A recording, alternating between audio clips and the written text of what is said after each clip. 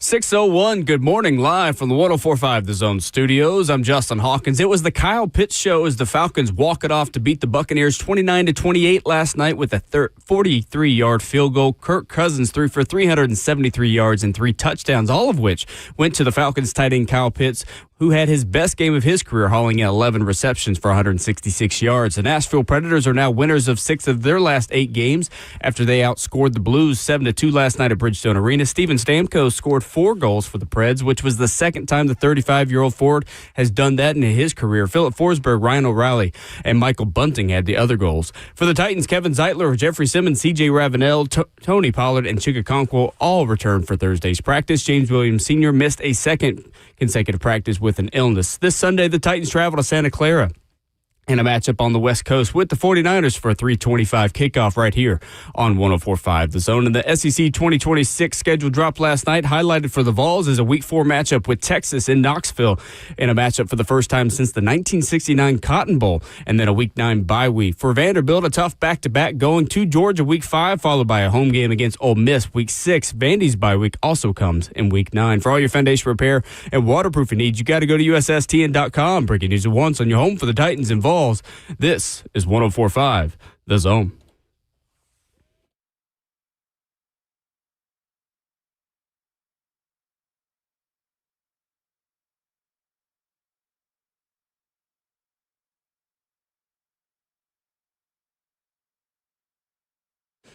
A very happy Friday morning to you in Music City, USA. Ramon and Will on your radios and smart devices to kick off your Friday morning. 615-737-1045 is the number at Ramona Will, where you watch and follow the show on Twitter. With Tennessee hiring Jim Knowles as defensive coordinator, they get ready for a big portal window. Brent Hubs of AllQuest joins us to discuss that and much more on Rocky Top at 720. We got 3 things to watch.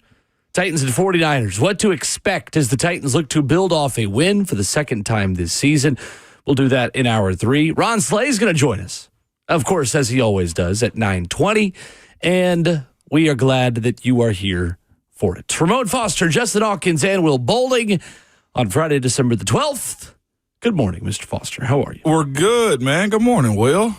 Somebody, I guess, left a good morning package over here by our seating area. I look in this brown paper bag. Usually, I'm just like, okay, it's a brown paper bag. Well, I open it up. I'm like, what is this wrapped in plastic? Who leaves a random sausage and sausage and egg biscuit over in here? It's a great question. It's got mayo. Who puts mayo on a sausage and egg biscuit, man? Mayo before 11 a.m. is criminal. Yeah, it kind of blew my mind right there. But no jelly, no anything, no honey. I mean, that was kind of weird this morning. But other than that, man, It's got Lucas Panzica written all over it. Pan Man would do that? He eats anything and everything. Yeah, but he didn't eat this. He didn't It's eat still it. here. That's well, I know, problem. but he would have. Yeah, he would have. It sounds like something he would eat. If I leave it right now, will he actually leave it also? I mean, will he eat it right now? I feel like this should be discarded.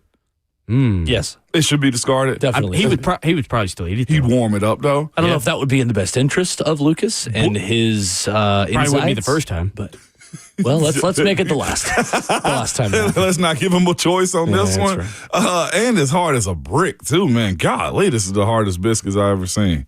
But, hey, we're good. It's Friday. We finally made it, man. Goodness gracious. The biscuit distribution system picked you this morning. They did pick me this morning. I'm not sure if I'm okay with this or not, but it is what it is. Random food left in the studio. I left snacks back here in case y'all want some, too, by the way. The touchdown distribution system picked Kyle Pitts Jr. 3 times last night. Falcons, a winner on Thursday Night Football, 29-28, despite setting a franchise record for penalties in a game with 19. John Breach on Twitter says, over the last 25 years, the Falcons were 0-104-1 when trailing by 14 points or more in the fourth quarter.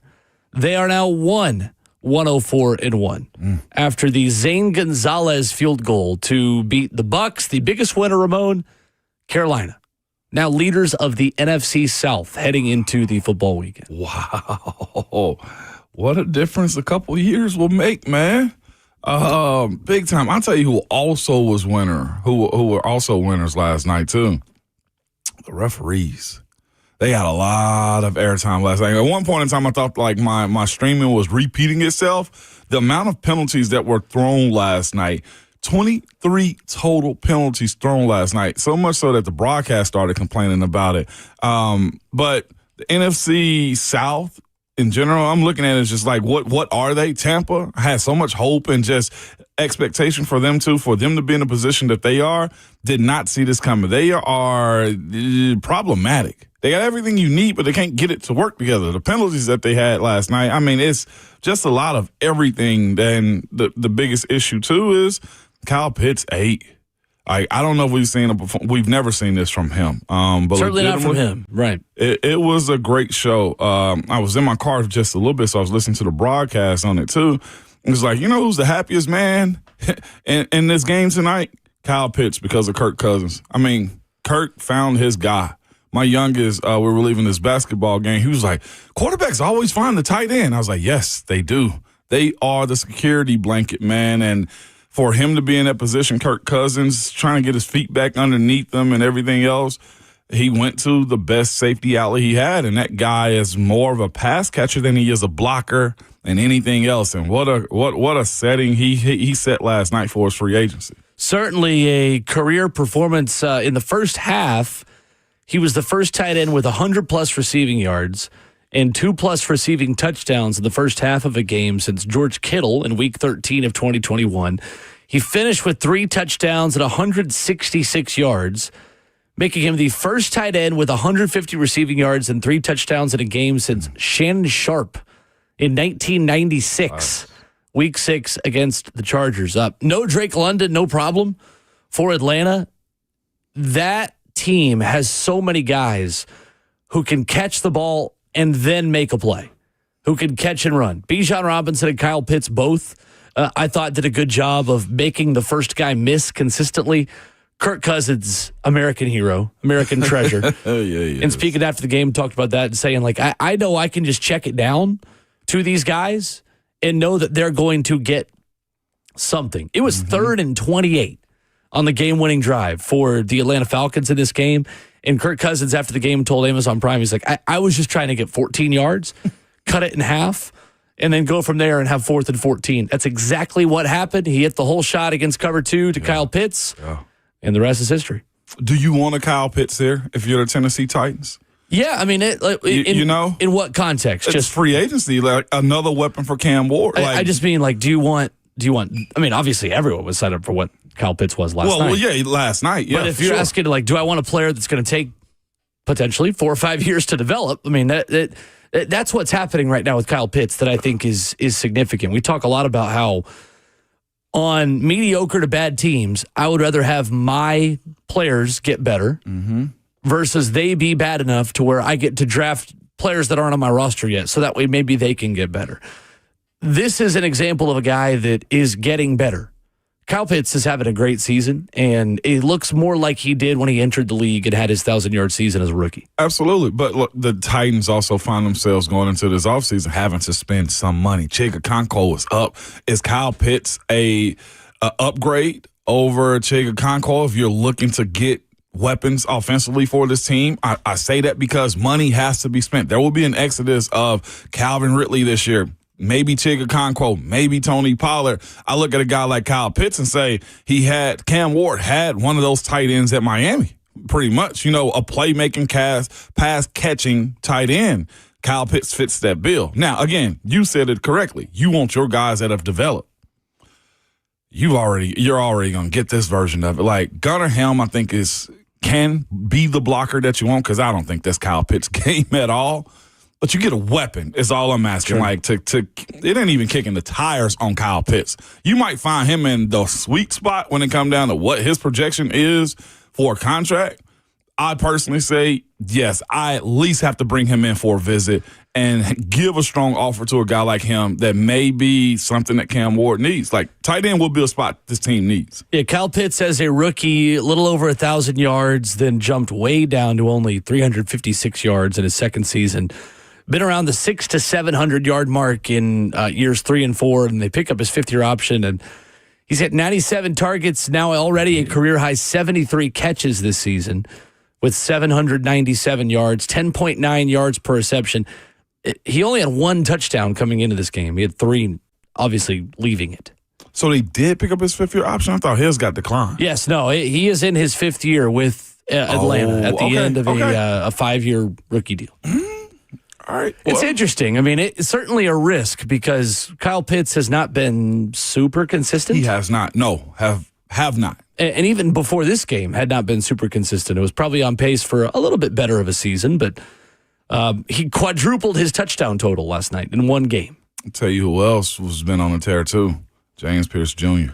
Now has the rookie sack record in Atlanta Falcons history after another sack last night. He's got 8 of them. 8 of them. I'm pleasantly surprised, Ramon, how quickly he has jumped right in and been so impactful.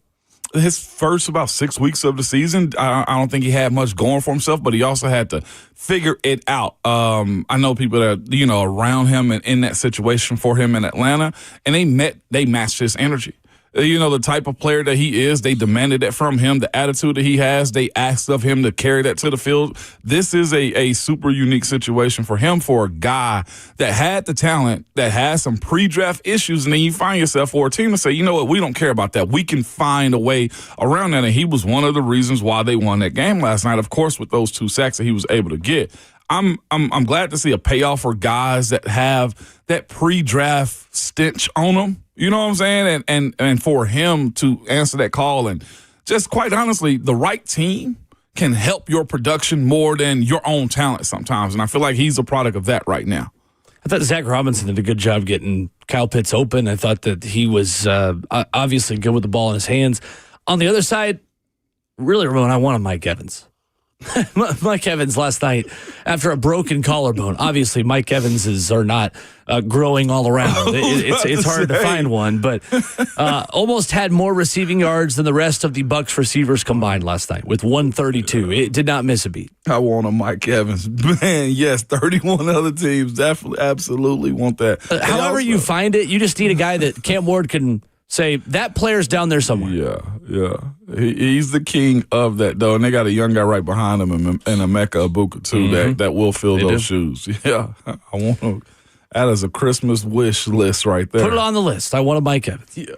Live from the 104.5 The Zone Circus Sports Studio, Kentucky's largest sports book can now be found at Circus Sports at Kentucky. Down 615-737-1045. Revisiting our conversation with Steve Palazzolo coming up. Grading Cam Ward so far from the impartial perspective on why he is not the bad rookie that other good quarterbacks now were when they entered this league. We'll talk about that next.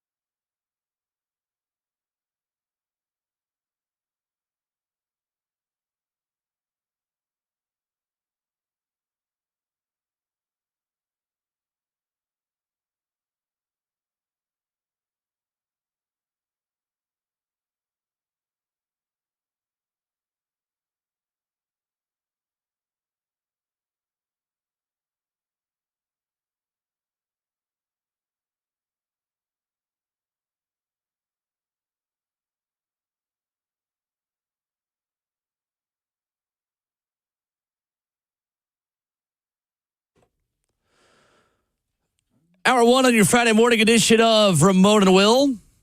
104.5 The Zone and Zone TV. Ramon Foster, Will Bowling, Justin Hawkins, our producer. As the Titans get ready to head to the West Coast, we go to the national perspective. And I think really good stuff from Steve Palazzolo of the 33rd team. In the good and the bad, the full context matters on Cam Ward. The full, outside of just the supporting cast, outside of everything else, comparison to other rookies, to other quarterbacks who have been through similar situations. So according to Steve Palazzolo, as we revisit this conversation, how has Cam Ward grown throughout this season? Yeah, I think there's definitely been some improvement over the last few weeks in totality. The Seahawks game, I think everybody agrees that was his best game, not just statistically, just watching him throw for throw. And I know they were down a bunch in the second half, but even just leading some semblance of a comeback and looking more comfortable against such a tough defense, I thought was impressive. So I think we've seen one or two special throws from Cam Ward every single week. So that's, tick that box. That's great. That's a part of his game that we expected to see. I thought throughout the season, I'm back and forth on whether or not teams should do this with a young quarterback in this type of situation, but I thought he needed to use his legs more throughout the season. But the caveat being, it's a throwaway season. It's a development season. So if he doesn't actually run a lot and scramble and use his legs in the design run game, it's okay. Let's use these reps to develop in the pass game. But I think next year and beyond, Cam Ward needs to use his legs a little bit more. A couple scrambles here and there. I think we saw that against Seattle, saw that two straight games where he would just take off and run. And it was, a key part of the comeback drive against the Texans a couple weeks ago. And I think that's going to be more of his game going forward, or at least it needs to be. I don't care if it is the rest of the season. Again, use those reps to throw. I want to see more just in rhythm passes, and that comes from, do you have the receivers getting open? Do you have the scheme? Do you trust everyone around you? But I think that's the biggest thing, is playing in rhythm. With Cam Ward, it's still a very high sack total this year. I think his ability to sometimes drop back too far in the pocket, Ramon knows that. You drop back too far, you're hanging your offensive lineman out to dry. So I think that is something that needs to improve. And then just overall ball security. Hasn't had a lot of interceptions, but the fumbles have been some rough ones in there throughout the year. So that's definitely something that needs to get cleaned up. Steve Palazzolo, the 33rd team, check the mic with us. How do you view this game specifically, Steve? With the elements, with the snow, with a guy named Myles Garrett playing on the other side, how concerned are you with some of the inaccurate downfield passes we saw in this game and are seeing week to week with Cam at this point? Yeah, I think there's some concern. I think when you're in Cleveland, though, and look, I know Shedeur Sanders on the other side made some really nice throws. The elements do matter, though. I think it is one of the things that as analysts in football, we seem to forget. Like when you're in the Dome in Indianapolis, you know where the ball's going. You know the ball flight, and it's going to get to where you want it to go more often than not. You get to Cleveland, and you've got swirling wind, and it's colder, and it's tougher to catch. The stats aren't going to be as good, and the ball doesn't always go where it's supposed to. And it's part of playing. But when you take a step back and look statistically and say, oh, this guy played poorly and this guy played great, it's like, well, the elements do matter. So I just wanted to throw that out there. But Cleveland's a really tough defense. There's a lot of good defenses around the league, and they've made offenses look really, really bad. And I don't think you saw that necessarily from the Titans on Sunday, which was great. There were, definitely spurts, the bad interception and, needed a couple long runs just to, put points on the board, some short fields. But they did a nice job against the Browns. And that's the other thing I think to be encouraged by with Cam Ward. The AFC South has some, difficult defenses to go against. They're playing the NFC West this year, playing the Rams, playing the Seahawks. They have gone through a gauntlet. We've seen what the Texans have done to other teams. We've seen what the Rams and Seahawks have done to other teams, what the Browns have done, what the Chargers have done. They're going through a gauntlet of tough defenses, and they're ill-equipped from a personnel perspective right now. So I think that's the other high-level takeaway of this Titan season. It's been a challenge. He's been challenged every single week. That offense has been challenged. So it hasn't been pretty all the time, but there's at least some positive signs to build on for next year.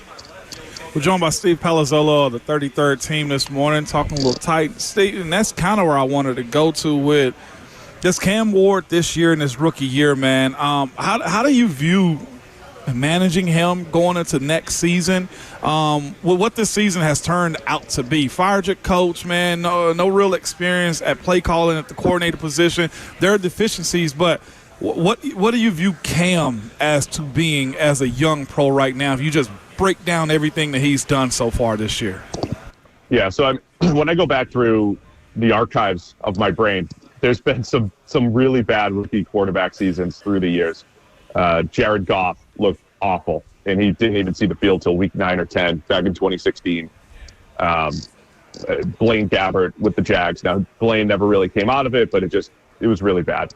Bryce Young's first year, it was awful. I mean, you got to the point where you're questioning whether or not this guy can even play in the NFL. J.J. McCarthy's going through it right now in his second year. He just came off a good game, but people are questioning if they're ever going to get it. Cam's not dealing with that. So I think that's a positive sign. And by the way, those other guys either came out of it in year 2 or Jared Goff got his Sean McVay, and, things change. So the fact that we're not at this, like, rock bottom feeling with Cam Ward, or at least that's not where I feel he is, you've got something to build upon. So now it's a matter of getting this offseason decision for the Titans. Do you go with the defensive head coach and this potential revolving door of offensive coaches? Do you get the next offensive mind in there that has to be, tied at the hip? And it's like, all right, your development is tied to Cam Ward's development, both of you guys together for the next few years. That's a great decision that needs to be made. But they got to do whatever's best for him. Find the types of receivers, whether in free agency or the draft, that are going to fit his skill set. Make sure that the offensive line is shored up across the board for the coming years, and go from there. And I think, the fact that there have been some positive signs is good. I know people want to look at what New England has done and say, look, Drake May was in a bad situation last year. They got the right head coach. Believe it or not, it's Mike Vrabel. And they spent in free agency. They hit on the draft, and boom, look at them fighting for the playoff picture. It's not necessarily that easy, but that's the formula, right? You're going to find the right coach. They're going to have money to spend in free agency. They're going to try to stock up on even more draft picks and get an influx of youth, and you got to just get the right people around him on the offensive side of the ball. No doubt. And that's kind of where I was just thinking, too, because what the NFL has done is, catered to the vets a little bit by giving that fifth-year option to guys that hadn't proven their worth in the NFL. And that decision comes fast when it comes down to quarterbacks, contract extensions, and just deciding what you will do for your future, right? So that's why I kind of want to ask you that question, too. You mentioned draft capital. Where do you start the rebuild? Do you just go and cover up? Do you spend again in free agency, which they've done before, to try to jumpstart this team? Because that timeline of, okay, is he our guy? Is the next coach, going to stick for you also?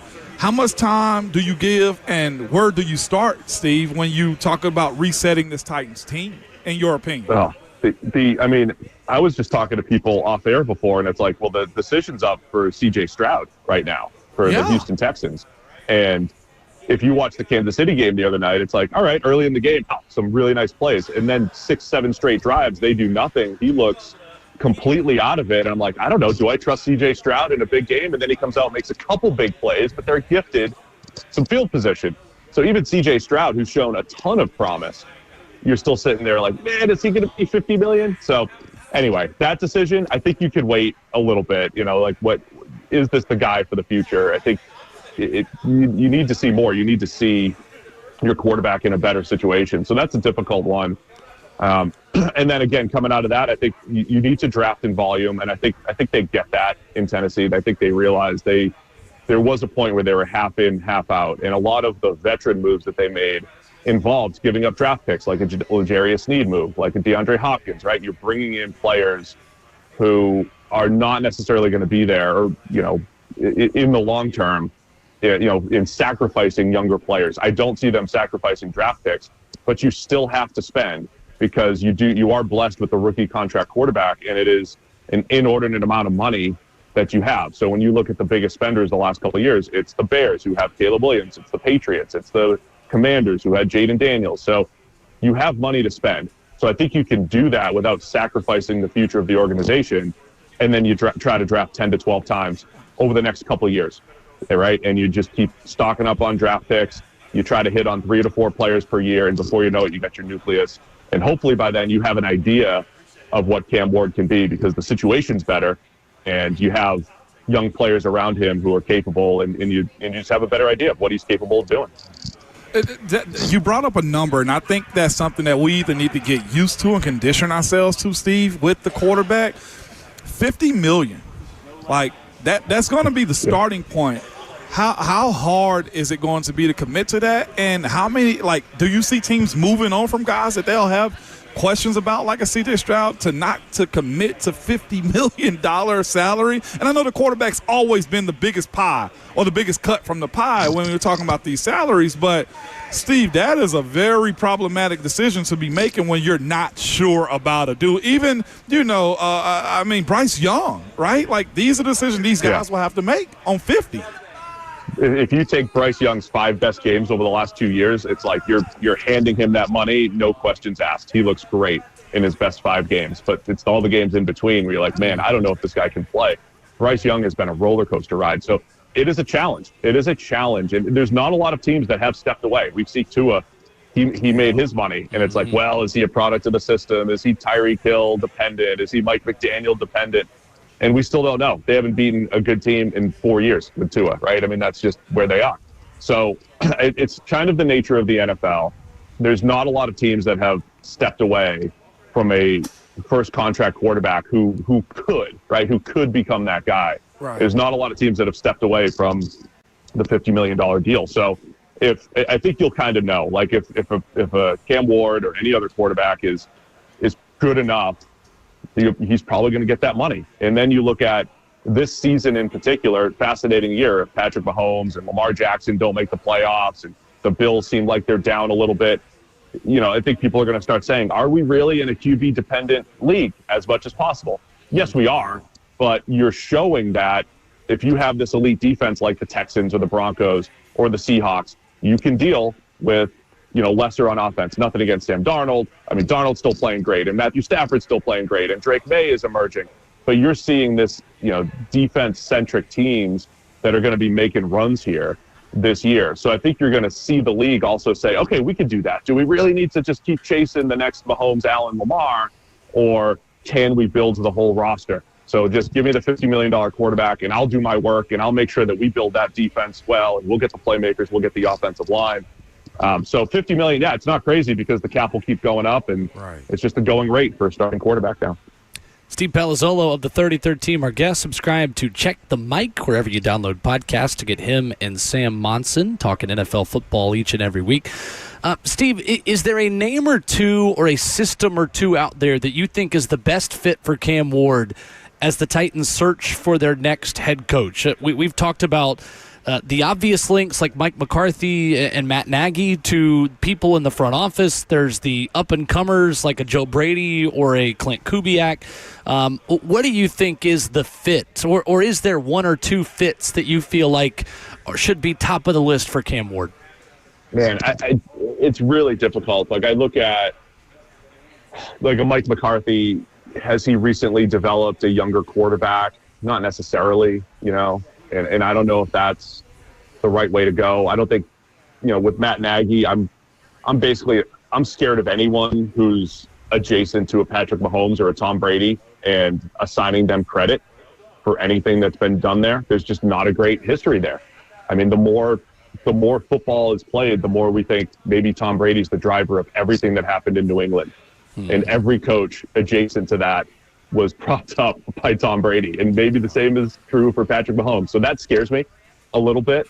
I think I look at a guy like Joe Brady, who's been attached to a Josh Allen and a Joe Burrow through the years, and that's great. I mean, but I think he's at least developed the run game and some creativity, and he's developed players in different to different styles and different systems. So I think that's what I'd be looking for. It's not so much a system, but an offensive coordinator or a play caller, an offensive mind that's either done it with multiple quarterbacks and done it in different styles. And then you've got the Clint Kubiak question, which is like, okay, this is the old school Shanahan system. And if you can run it, I mean, they're running it well in Seattle. It's a low volume passing attack, high volume running. It's not even a good running attack, but they do it just enough to keep play action open, to keep the downfield passing attack open. And then you have those games where Sam Darnold goes, 21 of 28 for like 280 and 3 touchdowns. And it's like, man, that is the holy grail of that offense. It's low volume but high efficiency, and Kubiak's done a great job with Derek Carr, with Sam Darnold the last couple of years. That would be intriguing. I don't know if that's necessarily the best fit for Cam Ward, but that style has worked through the Shanahan-Kubiak style has worked really well in the NFL for 15 years, and that would at least be intriguing to me. That is Steve Palazzolo of the 33rd team, and some points we wanted to revisit there, Ramon, this morning to kick off our Friday. You brought up a good point with him on C.J. Stroud and on quarterbacks in this league that cost so many resources. You have to do your due diligence and be 100% sure on the positive side of these quarterback situations working out that you can still build a team with someone making $50 million a year. We are way far away from that being a conversation about Cam Ward, this being his rookie season. But I think when you look at things in that context and you think about, we have got to give this guy every single possible way to succeed or fail and every resource that he needs. Titans have a long list. Yeah, they do. Coming up for this offseason. Yeah, they do. And it does start with what Steve said, I think, for the most part, is to stop chasing the Patrick Mahomes type, like trying to make him a wizard and just have a good, solid offensive structure around him. I do think that makes a whole lot of sense. You look at the trade that Green Bay made for Micah Parsons. Like, that to them feels like they got a weapon that can help get them over the hump. You know, they have a history of doing those types of things too. And then you look at, of course, just a multitude of teams, man, that have made that push to get as good as they could. New England put themselves in that position. I think Buffalo's somewhat lacking in that department, although they've tried to do it time and time again with, trying to sign these dynamic pass rushers. They tried to do it with Von Miller and other guys that they've brought in. The good teams are finding themselves in a position where defense saves you at the end of the day. He had a great point about that is instead of just trying to find the next star, just get a solid offense with an amazing defense, because we've always had the old cliche and sayings. Offense sells tickets, defense wins championships. And I think we sometimes in the media, and I think teams get to that point where they want the next best exciting thing. And sometimes it's not just that. It's essentially just surrounding the guy. It's okay for you to surround your dude and say he got carried. Quarterbacks hate that. But it's a few quarterbacks that have won championships that got carried. I think before Tom Brady in New England became the Tom Brady show, that defense, oh my gosh, absolutely carried him. You still get the ring. You still get the notoriety. You still are going to be the poster boy, the golden boy at Disney and on TV. It is a matter of finding yourself in a position to say, I'm okay with just playing my role for a little bit. And I think that's where this franchise got to put it in front of Cam a little bit. And that's why I always push back at the fan base that listens to us a little bit about Cam. Cam is going to be him. I think Cam's going to take those strides. Cam's comments that he have about how great and he wants to be and, the standards that he wants this Tennessee Titans team to be at is fine.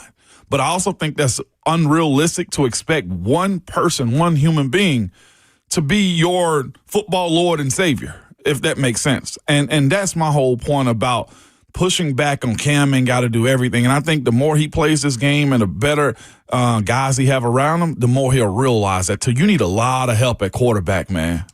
Definitely fair. And I think to your point, you might make Cam better by minimizing his role within this offense and this team. Yeah.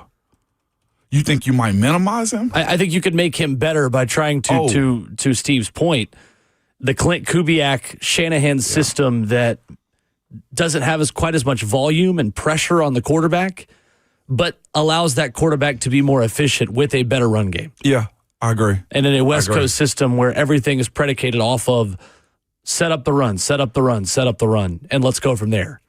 I'm not sure if we're going to get to the Joe Burrow conversation too at some point, but that's essentially what his cry out was. Yeah. That's all it was. Joe Burrow has said a lot this week. He has, but that one about how he's hurting and everything, that was a big smoke signal to everybody around him that he needs help.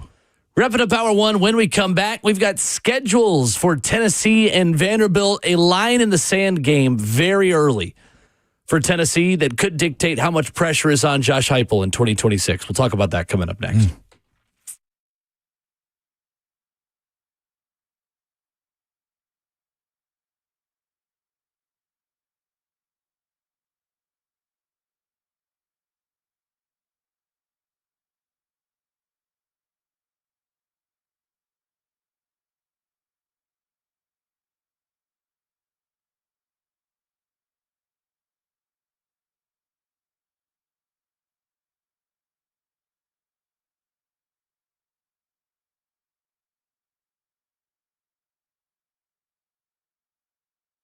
What's up? It's Will Bowling. You've heard me talk about how Lead Company makes life better for homeowners and facility managers.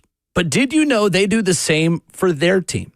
If you're looking for a rewarding career, Lead Company is hiring skilled tradespeople in HVAC, plumbing, electrical, sheet metal, and more. With 80 plus years of the business, Lead Company invests in its award-winning team with training, benefits, and real career growth. You can apply today at leadcompany.com/careers. That's leadcompany.com/careers. The folks who have been in business for over 80 years in Middle Tennessee, trusted since 1944, available 24/7 with 14 community locations in Tennessee, Kentucky, and Alabama. I love working with Lead Company because they are involved in our communities. Little League, high school sports, local events, sponsorships, you name it.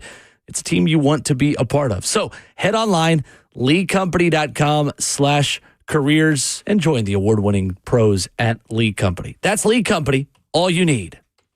It's Ramon and Will for Window Nation. Man, it's cold outside, so if you got bad windows, I'm here to tell you right now, you probably need to call Window Nation. If you got that draft coming in or you touch your windows and you feel the outside elements or the temperature, that's a sign that you need new windows, man. Window Nation has an A-plus rating from the Better Business Bureau. They do 50-point inspections on every window before it leaves the factory and a 20-point inspection on every window when it's installed. So, yes, they double-check to make sure that their windows are good. And if you don't believe me, I'll tell you this. They got a 96% customer satisfaction rating and over 45,000 5-star reviews. Will, they're just good. And Ramon, if you need to replace your windows, but you put it off because of cost, it is good that you waited until now. Take advantage of Window Nation's end-of-year sale. Get 50% off all window styles. You could get 0% interest financing for 5 years. It's the big sale here at the end of the year, and it's going to end soon. So don't wait to put it into your window problems. Take advantage of Window Nation's end-of-year sale. Get 50% off all window styles online at windownation.com.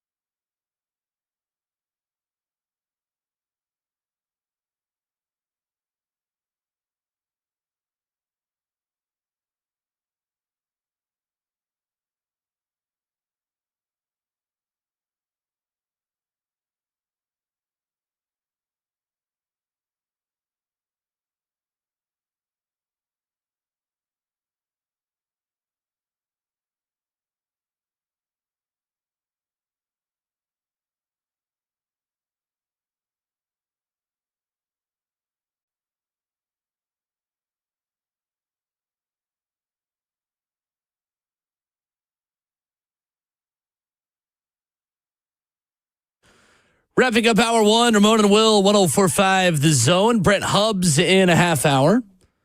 Ron Slay at 9:20.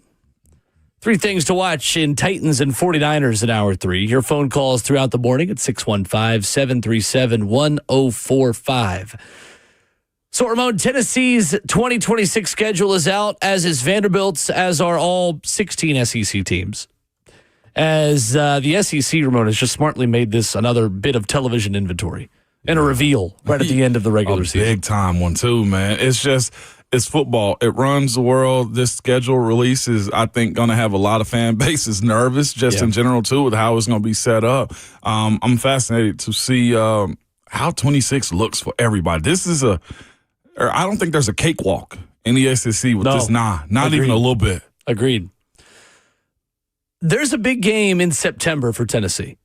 And it feels to me, Ramon, like, well, really two games because, again, it's hard to know what Georgia Tech is going to be without Haynes King, without Buster Faulkner, the offensive coordinator, and reports that Chip Kelly could be headed to Atlanta to be the next OC for Brent Key with the Yellow Jackets. But Tennessee will start with Furman at home, go to Atlanta to take on Georgia Tech. That's in their stadium, not at Mercedes-Benz Stadium. Then Kennesaw State, then home to Texas. Ramon, there are two swing games on the schedule right there in the month of September. Georgia Tech, certainly a winnable game. I think it's certainly a losable game. And, of course, I don't have to tell you how good Texas is and what Arch Manning has become now later in his first season as a starter, what the Longhorns are as a program. October, you host Auburn, to Arkansas, third Saturday in October at home, to South Carolina. The travesty on the schedule is there's no dark mode Halloween game. That's what I just saw. Open date on Halloween. Insane. And Ridiculous. Also, the schedule's a week later, too, so the Vols don't have on the schedule two buys, too, if you didn't notice that. Yeah. Correct. Adding the extra SEC game that took away a bye week. Yep. Then you have home to Kentucky, at Texas A&M, home to LSU, at Vanderbilt. Mm-hmm. A brutal three-game stretch to end the season. Ramon, if there is any world where Tennessee is 2-2 at the end of September, how significant will pressure be on Josh Heupel? Depends on how you lose. I'll say that first. You know, if you look like a team that's ill-prepared, you look like a team that offense is taking a step back. Like, these are things that have to be answered. The quarterback preparation this year has to be immense. I think it's crucial that Coach Heupel decides early, what is he going to do at the quarterback position? I think George McIntyre probably leads that charge. I would almost guess Jake Merklinger hops in the portal at some point. I'll be shocked if he sticks around, especially if he's a guy that's dedicated to wanting to play himself. Now, it would be smart on the Vols, I think, to keep Jake Merklinger around. I do, but he feels he has talent. I know he has talent too also, and there will be a team that want him to come. Heck, it might be a Kennesaw State that may want him to come play for him and may have enough money to satisfy him being a starter. But it starts with Coach Heupel and his staff figuring out who is going to take the keys when it comes down to the quarterback position. If he answers that, well, then good. But I'll say this, me knowing our fan base, the Georgia Tech game out of conference and then Texas, the conversation get tight because the expectation is just so high. Sure. That's just where I put it. Firing Josh Heupel, even having a conversation is just, I think, is taboo almost in a sense. I don't think you have it. But the expectation of winning is high on Rocky Top. It is, and I think that it just raises the level of pressure that you have two more difficult games in the month of September. Mm-hmm. Two of them. Not just the one that Tennessee had against Georgia this past year. And we thought that Syracuse was going to probably provide more of a challenge than it did in week one. I think if there's any positives out of the schedule, Ramon, to me, it's that your first SEC road game is in the middle of October. You only go on the road in the SEC twice through the month of October. And if you have a new starting quarterback, and if that starting quarterback is George McIntyre as a redshirt freshman, you would like to let him have some experiences under his belt. Obviously, the fact that I think Georgia Tech is on the road, I think is a good thing for him too. And whoever the new starting quarterback is, that you kind of get your feet wet and wade into the water instead of jumping in the deep end. The fact that Arkansas is your first road game as well, I think also is positive. That whoever makes their first SEC road start at quarterback for the Tennessee Volunteers is going to do so against one of the worst teams in the SEC. That's a good thing for Tennessee in 2026. It is. And then also, too, the 4-game matchup that you mentioned, 5 games, if we talking about just being at home and just one road game, too. Okay, Texas. What version of Texas are you getting early? You know the talent is going to be there, too. But any team has caught steam later in the season. Like, Texas lost their first one to Ohio State. Like, I do think this Texas and UT game is going to be a highly contested one. I don't know what else to call them. I'm not even. I know people think we get disrespectful as Vols fans, but I've always called Texas, and just University of Tennessee, UT. So before we even go there, starting early on December, what is this? The 12th? December? No, yeah, it's December 12th. December 12th. 2025, I've always called Tennessee, UT, and Texas. So, but it's going to be highly contested. The Auburn game, too. That's a new offense, new team, also, and a protege of Coach Heupel's, also in Golish down there. Tim Banks, also, safeties coach. Yeah, how about that? Did not see that. Vanderbilt's schedule, very manageable early. They will start with Austin Peay, Delaware, and NC State. And the Commodores' first road game, or first SEC game as well, will be at Auburn on September the 26th. If Jared Curtis really is starting as a true freshman, again, same thing we just said about Tennessee. Good that your first road environment in the SEC is not a great team you're going up against. It is a great atmosphere, though. Yeah. And Auburn could be, Auburn was 5-7 this year. And that place is still rocking. For a bad team. That is a place that will be consistent in showing up and creating a hostile environment for you to play in. At Georgia, then 2 home games, Ole Miss and Arkansas, at Kentucky, also an open date on Halloween. Vandy then goes to Mississippi State, hosts Alabama, goes to Florida, and then hosts Tennessee. Not a terrible schedule for Vandy this time around. No, it's not. It's not at all. Just looking at the matchups that they have, though, at Georgia, Auburn's going to have a lot of fight because it's going to take on the personality of Alex Golish. And they got a good defense already if they keep a lot of those guys. I say that for the Vols, and I say that for Vandy, too.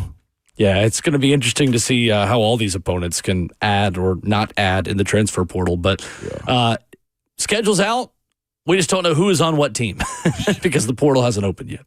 Coming up, Michigan officials held a call about what is next in the quest to replace now fired for cause head coach Sharon Moore. We'll give you the details of what is the latest out of Michigan coming up next.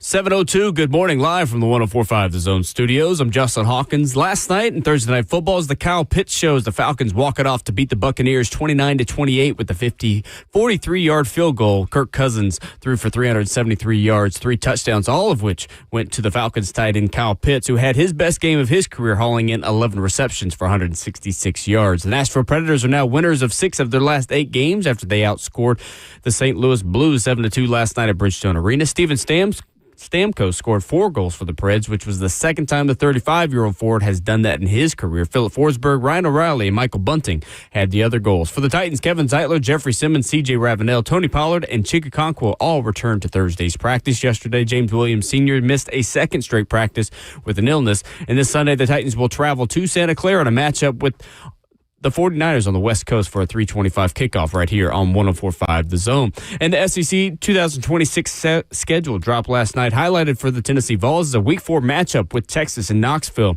and a matchup for the first time since the 1969 Cotton Bowl. And then the Vols have a Week 9 bye week. For Vanderbilt, it's a tough back-to-back going to Georgia Week 5, followed by a home game against Ole Miss Week 6. Vandy's bye week also will come in Week 9. For all your foundation repair and waterproofing needs, you got to go to USSTN.com. Breaking news at once on your home for the Titans and Vols. This is 104.5 The Zone.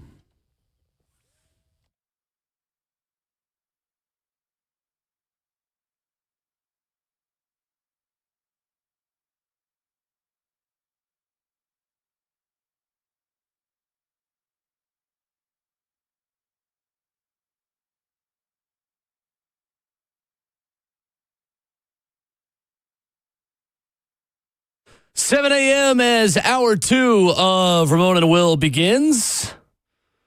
Happy Friday. Hope you're having a good start to your day. Hope the Christmas shopping hadn't gotten you down too much. Stressful time of year.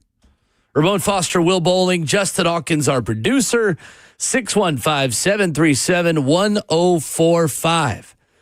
So Ross Tellinger of Yahoo reports that Michigan board members and university officials held a call yesterday related to the situation with now fired head coach Sharon Moore. Despite reports to the contrary, Ward Manuel remains the athletic director as the school begins a search for its next head coach. Nicole Auerbach of NBC Sports reported yesterday as well that Michigan had been alerted prior to Wednesday that Sharon Moore was dealing with mental health issues. Yet Ward Manuel fired him alone with no HR rep and no security present. We also had this from Josh Pate yesterday, Josh Pate's college football show, excellent for the college football fan on YouTube, on Get Up on ESPN, talking about who is really running the Michigan search. Adam Schefter put it very, very succinctly there when he said there are layers to this and it's very complicated and there are a lot of gray areas. For example, who's going to lead the search? Who's in charge? Do I have a permanent president on the horizon? Is Ward Manuel, who, all due respect to Ward, has been athletic director over an athletic department that has had several scandals over the past few years, going to be the one running point now and moving forward? I'm asking questions not for myself. I'm giving you the kind of feedback I got from agents and coaches over the past 24 hours who may or may not be involved in this kind of search, because you are right, Greeny. That is one of the premier brands in college football. In a vacuum, it's one of the best jobs in college football. These guys want certainty and these guys want alignment. And you can't promise me you've got it right now at Michigan. So until those questions get answered behind the scenes, it's really hard to put a coaching hot board together. Kenny Dillingham, Kalen DeBoer, anybody worth their salt is going to want those questions answered before they even start to go down the road to taking that job. Says Josh Pate yesterday, also said on Stugatz and Company podcast, he said, I'd say early to mid-October is when I first was made aware of it. Wow. It may have been late September. It was early in the season. You heard about it. Now, there's a reason he says he doesn't call himself a reporter or a journalist. It would have been his duty at that point to thoroughly investigate that. This rumor ended up swelling into a fireable offense, Ramon. Yeah. How attractive is this job on December the 12th, considering everything around it? It depends on what kind of personality type you are.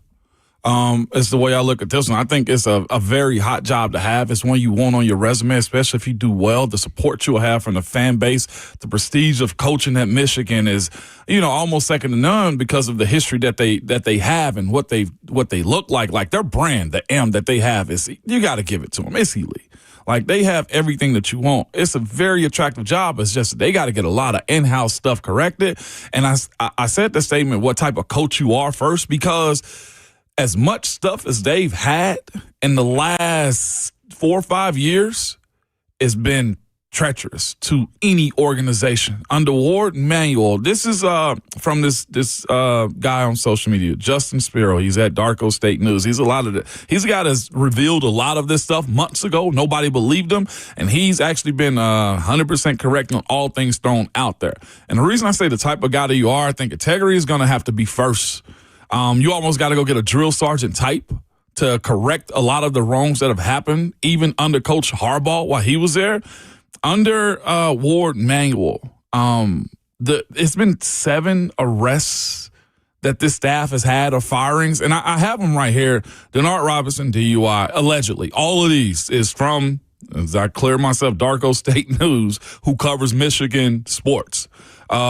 Steve Clinkscale, DUI. Matt Weiss had, I guess, a situation. Greg Scruggs, DUI. Fergus Connolly, DUI, punching police officers, biting hospital staff.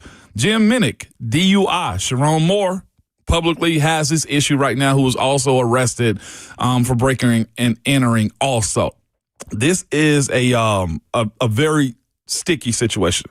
It's not as deep as what Penn State had, but the news that continues to roll out day after day at this point about what Michigan has going on, this has to be a guy that is a by-the-book personality type, that is a builder of young men and a by-the-book guy. And Ward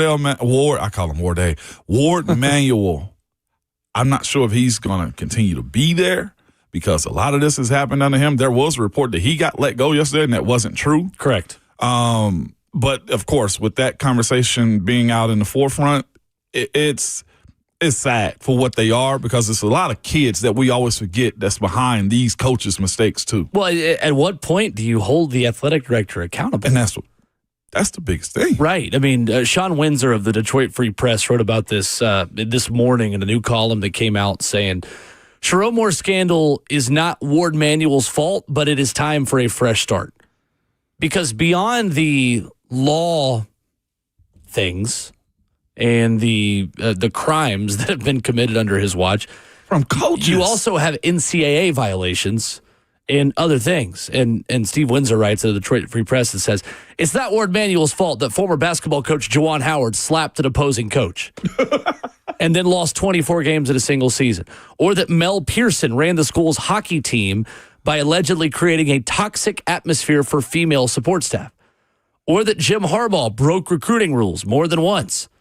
Or that Moore's arrest Wednesday in Pittsfield Township marked the 6th time a Michigan football staffer or coach had been arrested since 2015, the year Harbaugh was hired.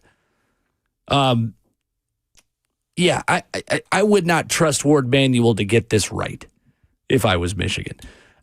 I think you have got a better chance of Biff Poggi being the head coach at Michigan than any of these 5-star names. That being said, if they get their crap together the way LSU did, and everybody starts rowing in the same direction, I think LSU proved that you can go from disaster to still get the outcome that you want at the end of your search if the right guy, like you said, is on board. Lane Kiffin was still on board. It only takes one of these guys, whether that is Kalen DeBoer. I know Joel Klatt yesterday said Clark Lee. There's no way Clark Lee is going to Michigan, in my opinion. There is Kenny Dillingham. Like, we're just going to go through all these same names again, and Jimmy Sexton will probably get a second raise for a couple of them. Do you think one of these guys that has gotten an extension is a realistic possibility for Michigan, Ramon? No, I don't. That's just flagrant. I'd be really surprised, I'd be really surprised. Now, one guy that didn't get one is Kalen DeBoer.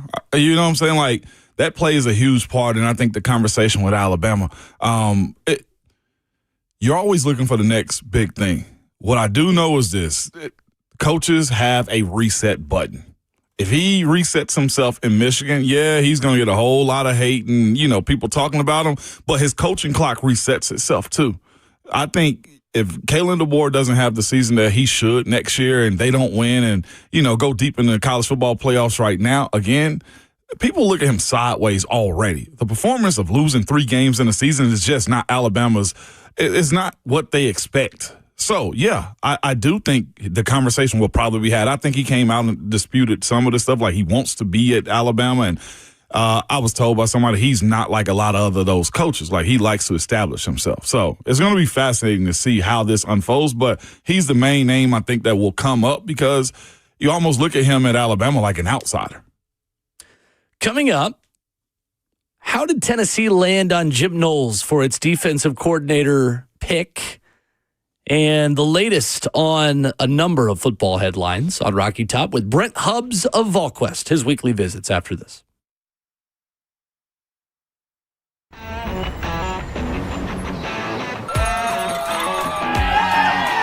Smashville hockey. Around here, it can sound like a language of its own. But hey, if you can pronounce Demumbrian, then names like Yossi, Shea, Marchessault will roll right off the tongue. Nashville Predators, only in Smashville. One of the largest sports books east of the Mississippi, Circa Sports Kentucky, is now open. Catch all your favorite games on an 80-foot screen with stadium-style seating and live VSiN broadcast daily. Circa Sports, now open at the Mint Gaming Hall, Kentucky Downs.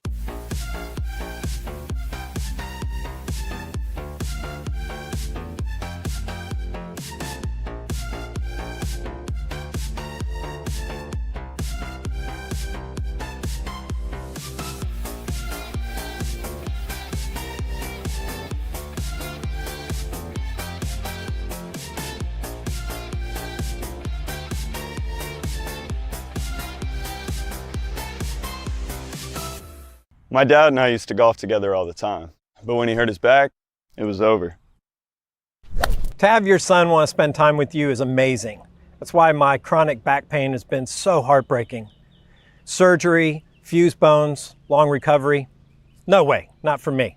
A friend recommended stem cells, so I gave Kellum Stem Cell Institute a call. I'm glad you're out on the course. Yeah, it's really good. Call the Kellum Stem Cell Institute today. Swing still looks just okay though. Selling your home can be stressful, but it doesn't have to be. Get a guaranteed offer from Mark Spain Real Estate. There are no showings, no open houses, no stress. Work with the #1 real estate team in the U.S. and close with confidence. Go to markspain.com today. I'll be home for Christmas. You can count on me. I'll be home for Christmas, if only in my dreams. Let's face it, buying a vehicle should be straightforward and stress-free, and that's exactly how Two Rivers Ford has been doing business for decades. This locally owned dealership has a non-commissioned sales team whose only focus is to find you the right vehicle at the right price without the pressure. So you'll actually have a fun car buying experience. Great prices, easy financing, and a non-commissioned sales team. Two Rivers Ford, the South's most trusted Ford dealer.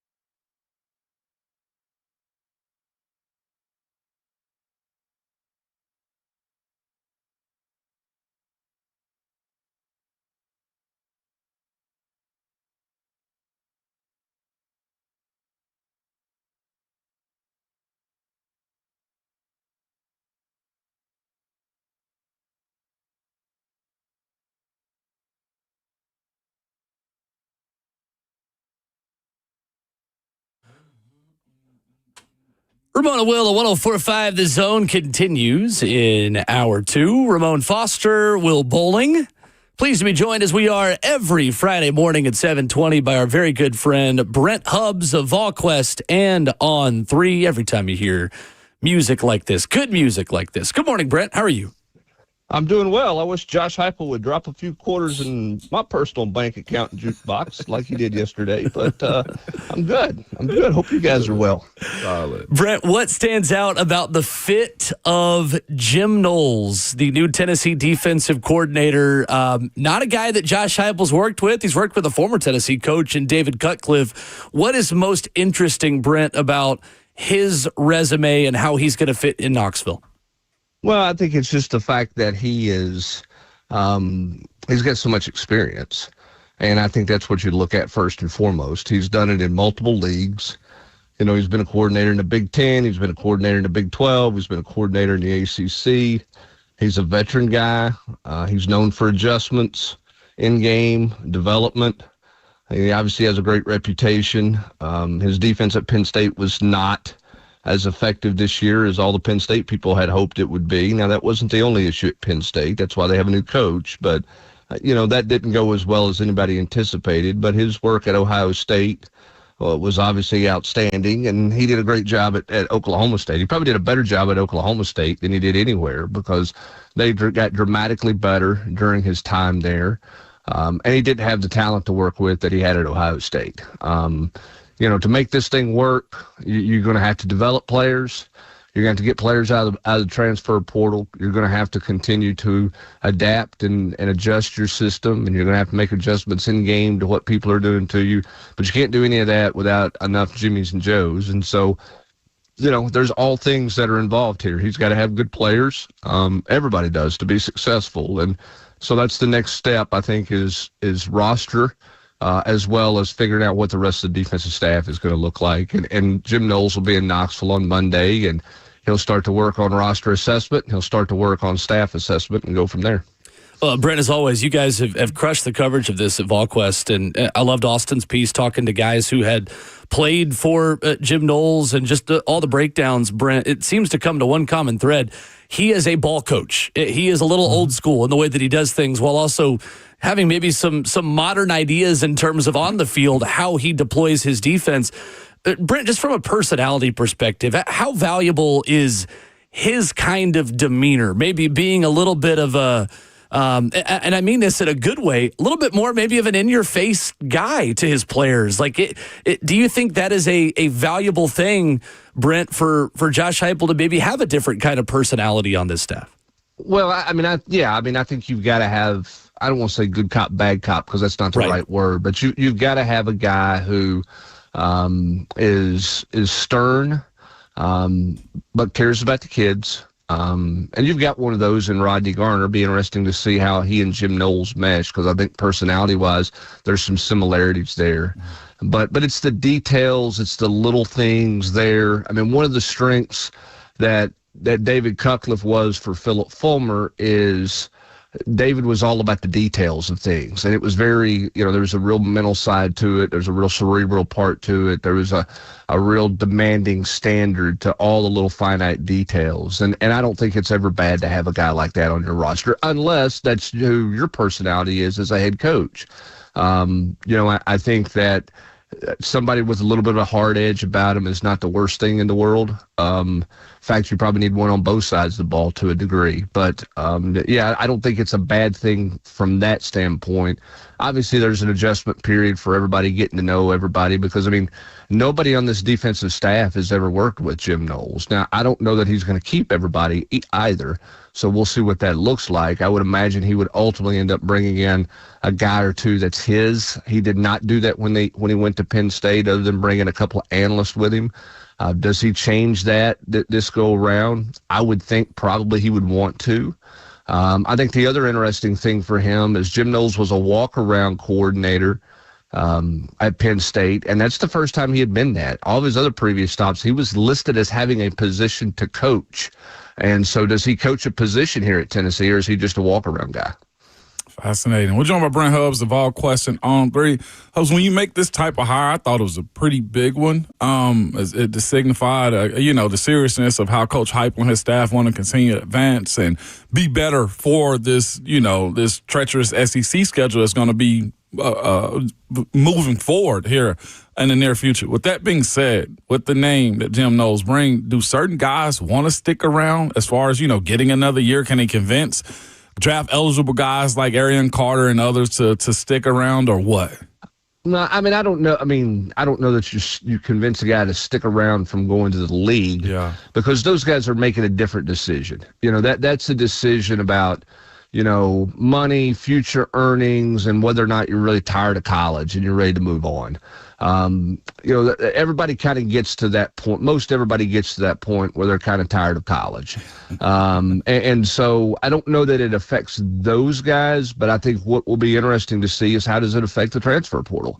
Because everybody's a free agent. Edwin Spillman really liked Ohio State coming out of the process, and obviously Jim Knowles is a guy that Edwin Spillman knows a good bit. I would think he would be pretty excited about the direction of this move and the fact that Jim Knowles is here, and how much can he tell other players about Jim Knowles who maybe didn't know him. There's some signees that Tennessee had at the linebacker class that Ohio State and Penn State recruited the last couple of years that know who Jim Knowles is, that you think that would help him a little bit retain and hold on to those guys. So I think it's more about who you have on your roster coming back that are not considering the pros. How many of them stay? How many of them go in the transfer portal?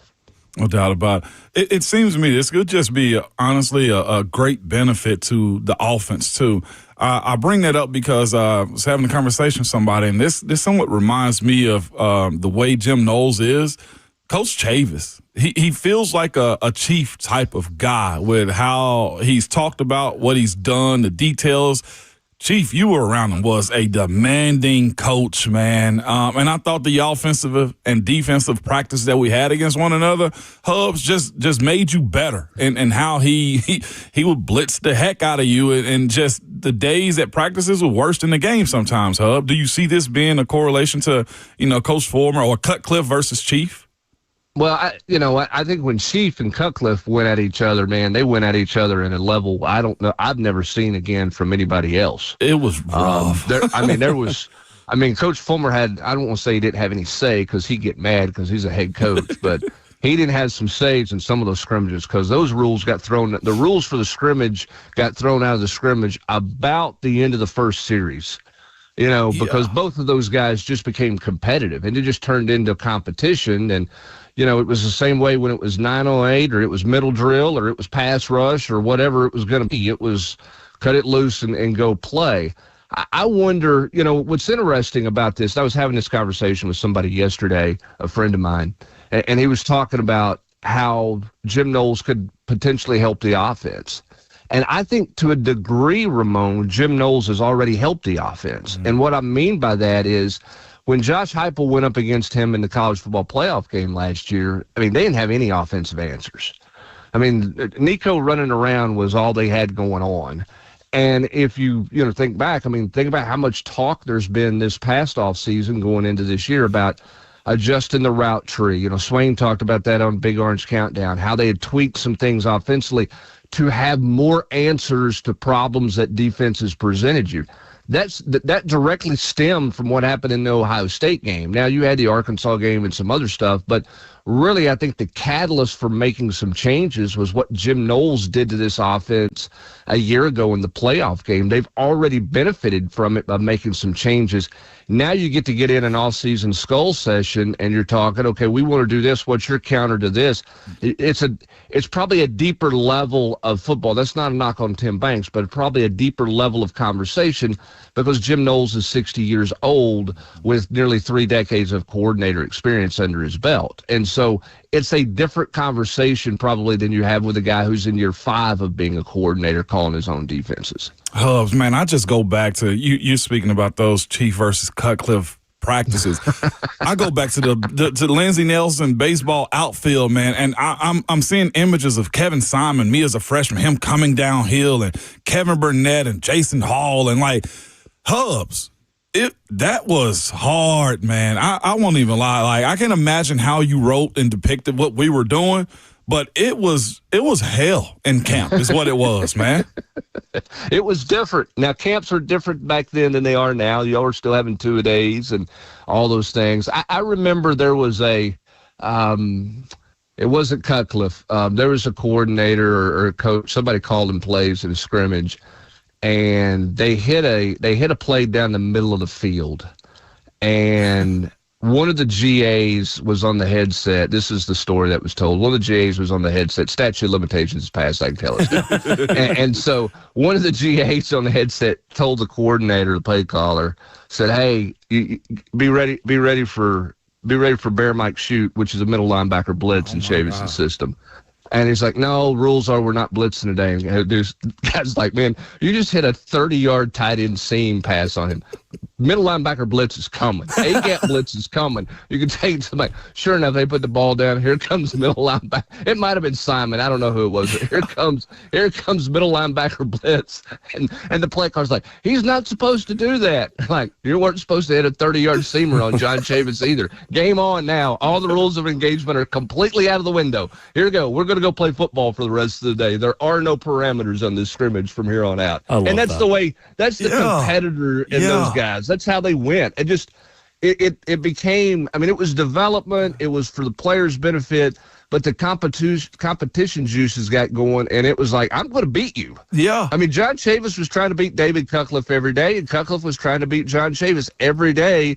That you went good on good, you went 11 on 11, or you went 9 on 8, or you went 7 on 7, or you whatever you did. It was, if our good's going against your good, we're gonna win. And you got that's what we're supposed to do. I got to give Coach Randy Sanders credit in that too. He was my first coordinator, in that mix. But it legitimately turned into that. I never forget getting my first pat on the head from some of the older, like Justin Harold. They had a day one day, and I fought back, and it was. To your point, the iron sharpened iron concept that the Vols had was super unique, and it seems to me, as we go back to Jim Knowles, that is what you're searching for every day in college. And I think that's where Tennessee's got to make sure they're at. I think, one of the interesting things we are in this world now with going to 105 scholarships, you've got limited bodies. You've got to manage your practice time the right way, okay? And we've got all this sports science stuff, right? This guy ran too much yesterday, and, here's what his GPS said, and here's what this guy's strength level says, and all of these different things that you put in the computer and it spits stuff out to you. You got to make sure that doesn't let you get away from what you need to develop football players on the practice field. And I didn't play, but Ramon, I would think you would say, as much as maybe you didn't want it every day, you needed as much good on good pass rush stuff as you could get to help you further develop, particularly at that age. Now, when you get to the NFL, you manage it different. But I think if you're Josh Heupel and your coaches around the country, and we've heard Kirby Smart talk about this, there still has to be some old school kind of rub some dirt on it a little bit and go get after it every day in the right times of the year to develop young people who are making a serious transition. Because the transition from high school to college is a greater jump, in my opinion, than it is the college game to the NFL game. You cannot become an NFL team with a bunch of young players. You've got to be able to get down and dirty, if you will, for the development of those guys, particularly when they're 17, 18, 19 years old and still physically developing. Brent Hubs of VolQuest and On3, our guest this morning on Ramon and Will, as he is every Friday at 7:20. Brent, when you look at the schedule for Tennessee right now compared to a year ago, how much better prepared can Tennessee be for the transfer portal without a playoff game to prep for? How much of an impact do you think that made, Brent, last season on Tennessee's ability to recruit the transfer portal? I don't know that it had a tremendous impact, but I do think what the month of December, even for teams in the playoff, since you're not playing a college football game this week other than Army-Navy, we just needed to take a week off to let everybody whatever. With signing day, you don't want to get me on that soapbox. Yeah, right. With signing day being over, and coaches not being on the road in the month of December like they were a year ago, and not signing right before Christmas and still trying to prep for games, and all those things. I do think this allows you to get in rooms as an entire staff and really hammer out through players you're hearing that might go in the portal. It probably allows you to be a little more organized. I don't know that it necessarily means you land more people, but I don't think it will feel as chaotic for coaches because they can get themselves more organized before they get into the portal window on the second. Now, the flip side of that is, a lot of agents are trying to work deals right now. And so the question's going to be when the portal opens January 2nd, do we have a rush of guys taking official visits and really trying to finalize a decision between 2 or 3 schools they like, or how many people on the second and the third announce their decision, never take a visit, and something's been done for a bit? That's the part all of us on the outside following the portal are anxious to see what that looks like in the way that this portal cycle is set up now compared to previous cycles. Brent, Tennessee's quarterback situation of this portal is so interesting to me, and we talk a lot, and I know you've been a part of our draft coverage here, Titans Radio and the station as well, about sometimes when you force yourself to take a certain position, you reach, right? And in the transfer portal, the same can be said. If Tennessee goes in and feels like it has to have a starting quarterback and they miss out on a guy or two that somebody else just overpays, well, then you might force yourself, if you have to have a starting quarterback, to settle for somebody that maybe isn't a fit or you feel like you don't love, but you kind of have to have. All that being said, Brent, how difficult of a decision is this for Josh Heupel? And where do you think George McIntyre and Jake Merklinger sit in this, and how comfortable Tennessee might be if they feel like they have to go with one of the guys who's already on the roster for 2026? Well, I think what Josh Heupel has to decide, and this is the decision that a guy making $9 million has to make, because this is the head of the chair decision. And what he has to decide is who, because he needs to win football games, right? I mean, you don't need to have an ugly year next year. Who gives me the best chance to win? Is George McIntyre far enough along in his mental and physical development that he gives me the best chance to win based on the schedule I'm playing next year? Or is my best chance to win by going and getting somebody in the portal? I don't know the answer to that, because I don't watch practice every day. That's and I don't know that there is an answer to that. I think that's a decision Josh Heupel has to have a gut feel on where he thinks. I know how much he likes George McIntyre, and I know how much he thinks he's talented. That's why he coveted him so much coming out of high school. Does he think he's ready? Because Josh Heupel in year 6 is not getting a not getting a big mulligan year here. I mean, this is one of those things where, the same way he couldn't go hire a defensive coordinator who had never called defenses before, I think it was going to be hard to do that. Does he sit there and look at this and go, George is ready, we've got 9 months to get him ready, and he's our guy? Or does he say, you know what, I've got to go get a guy who can come and compete with him, who might be more of a plug-and-play guy? I don't know the answer to that. That is a Josh Heupel. And really, it's not a Joey Halsley decision. He can have some influence. But at the end of the day, the guy making that decision, that sole decision, is the guy sitting in the big chair. And that's what he gets paid. I don't know, what is it, $250,000 a week or something crazy like that? I mean, he gets paid a bunch of money a week. It's not that much. But he gets paid a bunch of money a year to make that decision. And that's his decision he has to make. Brent, man, I want to go. I rattled you with math. Bad math got you this morning, didn't it, Ramon? We were told there would be no math. It's the Tennessee education showing up, man. I was thinking about, certainly, because I butchered it. You did, man. I mean, it's all good. Either way, is you spot on. Go ahead. I've interrupted you. Go ahead. No, absolutely not. But I just wanted to go back to something that you said too. Actually hit you up about that on the side. Just like you said something I thought was a great statement. It's like, you can't develop NFL in college. You got to develop college for what it is. And I brought up the bloody Tuesdays that Alabama players always speak about, or whatever they call it, and how Kirby Smart continually gets on the podium after SEC championships and speak about the type of players that he wants. You guys are talking about like the portal and the mindset, and Jim Knowles coming in and what Heupel has to do to establish himself to get wins in the SEC. Like, the baseline, I feel like, of what college football's concept is always going to be gritty and the nastiest teams. We're looking at Texas Tech and Indiana establish themselves, and Vanderbilt establish themselves, and what Georgia is. It's never really pretty, Hubs. The offenses are cute, but legitimately, to compete in the college world as you are right now, the nastiness has to show back up in Knoxville. Is that too much to say as far as the description of this team?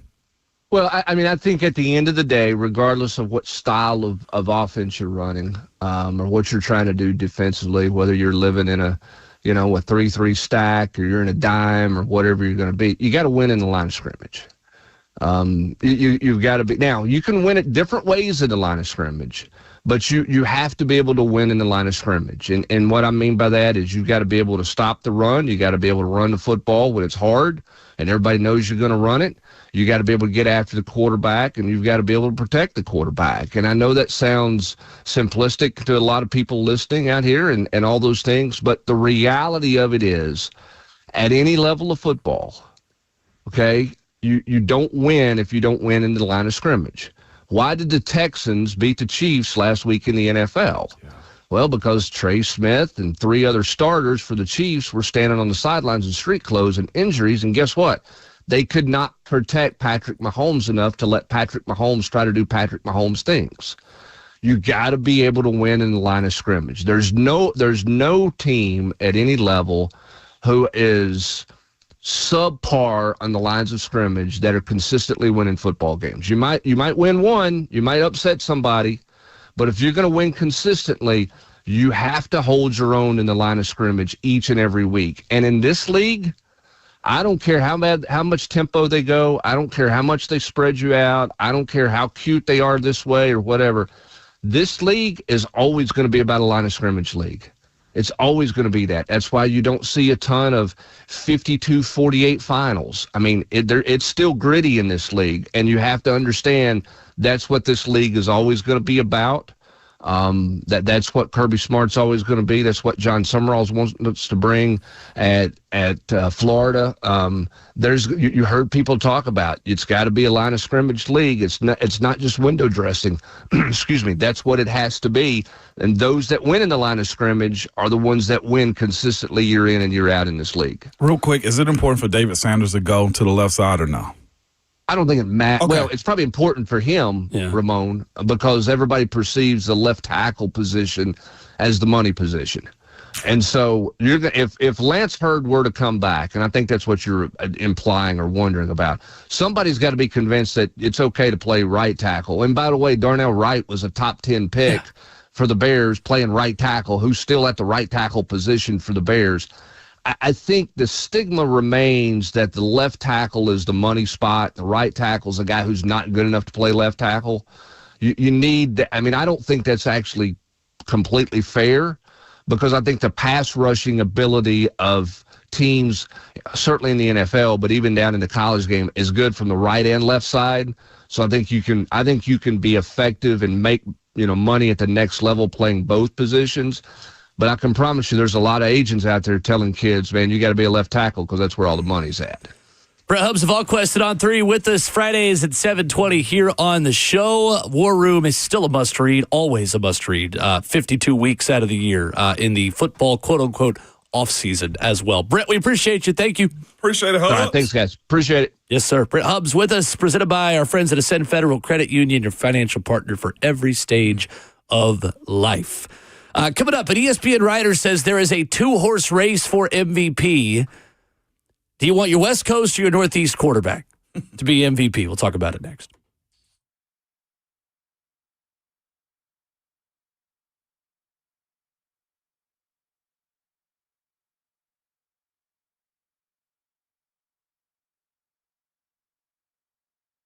It's Ramon Foster for Medical House Calls, man. This is a service provided to you, man, 7 days a week. Yes, that's Monday through Sunday. Their hours are 7 a.m. to 8 p.m. Same-day appointments are available, and it's next day guaranteed, just in case you wanted to know. But what they're trying to do is bring back the concierge to medicine. Last week, man, I had a little bit of just sickness coming on. I was just like, not today. Absolutely will not do this. So I hit up Medical House Calls, man. I went to the site, ended up talking to someone through text, actually. You can text them to 615-838-2375. And essentially, they came to my house, administered me an IV, put all those good vitamins into the IV bag, man. And Friday, I was good to go. I got off the air at 10 o'clock. They were at my house about 11:15. Again, it's one of the best services that you can use, whether you're feeling down, about to feel a sickness come on over you, or just simply want to just bounce back from the weekend. This is the service that they'll do for you, man. Somebody come to your house and bring back the convenience of going to the doctor. If you are like me and felt sickness, feel the sickness, or just want to get back to feeling like your regular self, man, go to medicalhousecalls.com. You can call or text them at 615-838-2375 and make sure you tell them that Ramon sent you.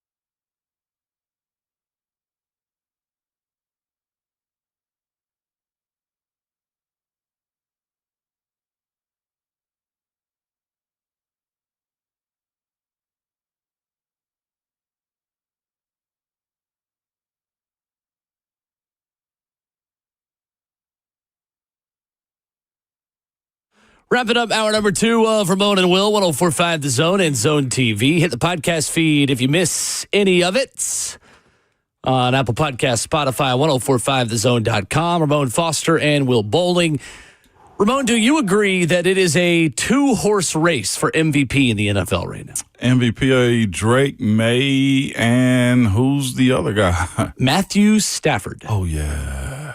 Has Stafford ever won it? No, he has not. How? Well, Detroit for a bunch of years, and living at the same time as Tom Brady. That's Tom Brady, yeah. Doesn't help.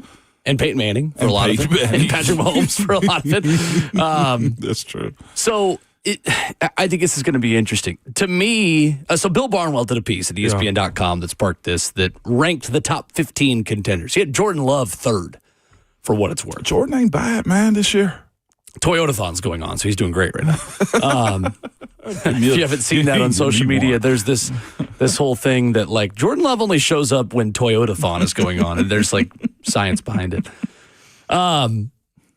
What do you care about more, playing harder opponents or having more help around you? Because Matthew Stafford has had a much more difficult schedule than Drake May has. Yeah. Matthew Stafford also throws to Puka Nacua and Devontae Adams.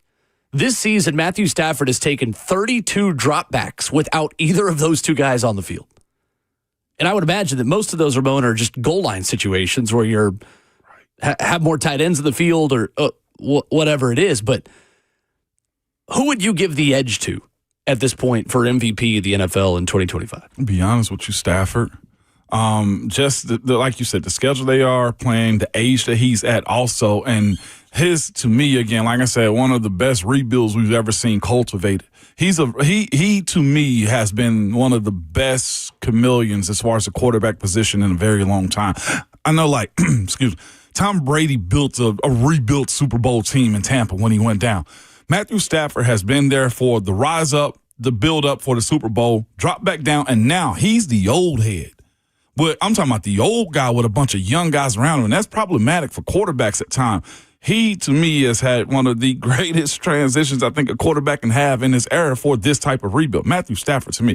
And I hate to, push Drake May over like that because I hate the conversation, well, he's young enough, he'll get it again. Well, you don't know that. And in this, the way it's set up, yes, Stafford. I think it's surprising what Drake May is doing, and that brings a lot of attention and a beautiful storyline. But as far as pure football, kicking butt, it's Stafford. Yes, so Stafford has never even earned a single MVP vote throughout his career. He has only been to the Pro Bowl twice. To your point, what he has built in that offense at L.A. was always a lot more sustainable than what Tom Brady was in Tampa. He's been there for 5 years now, since the Super Bowl that he won as the quarterback of the Rams in 2021.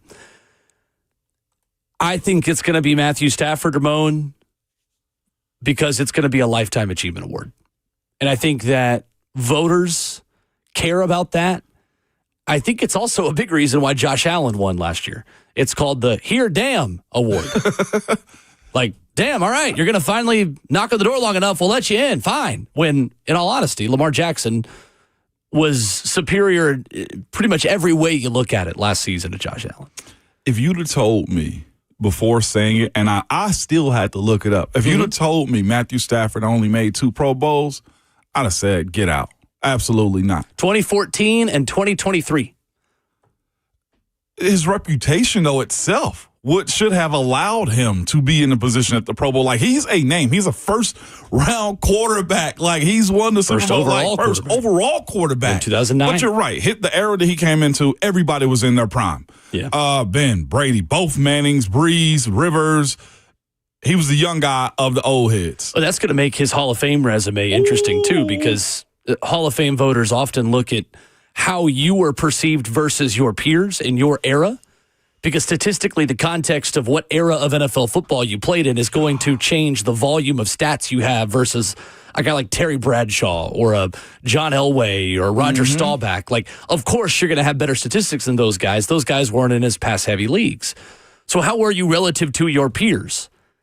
You got to think an MVP at age 37 with the Los Angeles Rams would bolster that resume. But I'm with you, but like the way I feel like this is always built, though, the Hall of Fame conversation, is you got to own your era.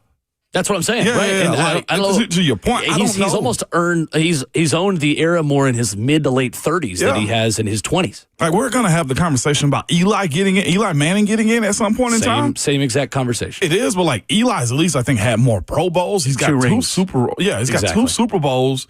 And Stafford either needs an MVP or another ring. He got to get the MVP. If he gets both, I think he's in the Hall of Fame. But like he dominated like the All Pro conversation, but he couldn't. Right? He was a young guy when everybody else was in their elite era. Drake May, 8.8 yards per attempt, second best rate in the league. Stafford, 8th. Sack rate is really the big area where Stafford is a lot better, 3.8% to Drake May's 9.4%. It's going to come down to the final four games, how these final two teams, are defined by some of the big games to determine the seeding and determine all these things. I just think that Matthew Stafford is going to get it in seniority. I don't know if that's totally fair, but I think that's what's going to happen. You want to hear something? So I went back and looked at the 2023 voting. He finished 8th behind Tyreek Hill, Brock Purdy, Christian McCaffrey, and guys like Dak Prescott. It was the year Lamar won. Yeah, right? Crazy. Coming up, speaking of old quarterbacks, let's talk about one 7 years older than Matthew Stafford. Phillip Rivers expected to play for the Indianapolis Colts this weekend against the Seattle Seahawks. As we look around the AFC South, what's Ramon's expectations? What are our expectations for a 44-year-old quarterback with a kid as old as his backup? Coming up next.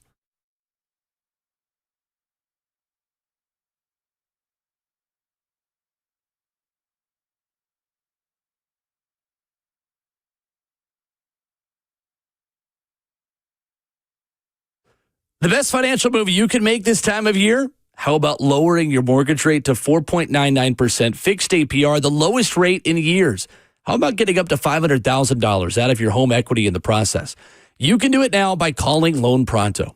Hey, it's Will Bolding. With Loan Pronto's Rapid Equity Loan, you can get a ton of cash, pay off all those high-interest credit cards, and skip up to 2 house payments. One homeowner just got $300,000 approved in under 24 hours, wiped out their credit cards and 2 car loans, and saved $2,100 a month. Don't wait. No hard credit pull up front, and you probably won't even need an appraisal. Just fast, easy cash from your home's equity. Act now. Call 615-499-5780 or visit loanpronto.com. Start the new year by wiping out all higher interest debt and lowering your bills by thousands. Call 615-499-5780 and see how much cash you can get today. LoanPronto.com. Equal housing lender, NMLS 1661781. APR for well-qualified buyers. Visit NMLSconsumeraccess.org.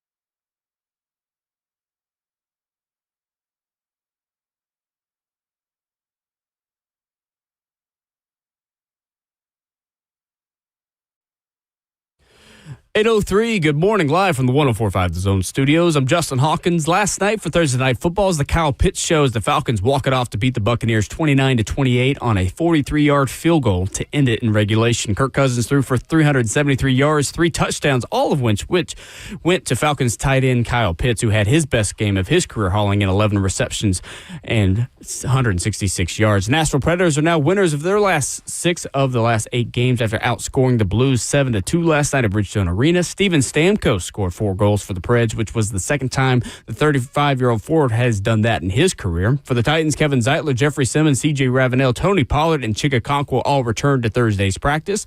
James Williams Sr. missed a second straight practice with an illness as they prepare for Sunday's tilt against the San Francisco 49ers as they travel Santa Clara on the West Coast for a 3:25 kickoff right here on 104.5 The Zone. SEC 2026 schedule dropped last night. Highlighted for the Vols is a Week 4 matchup with Texas in Knoxville, and a matchup for the first time since the 1969 Cotton Bowl. They also have a Week 9 bye. For Vanderbilt, it's a tough back-to-back, going to Georgia Week 5, followed by a home game against Ole Miss in Week 6. Vanderbilt's bye is also in Week 9. For all your foundation repair waterproofing needs, you got to go to USSTN.com. Breaking news at once on your home for the Titans and Vols. This is 104.5 The Zone.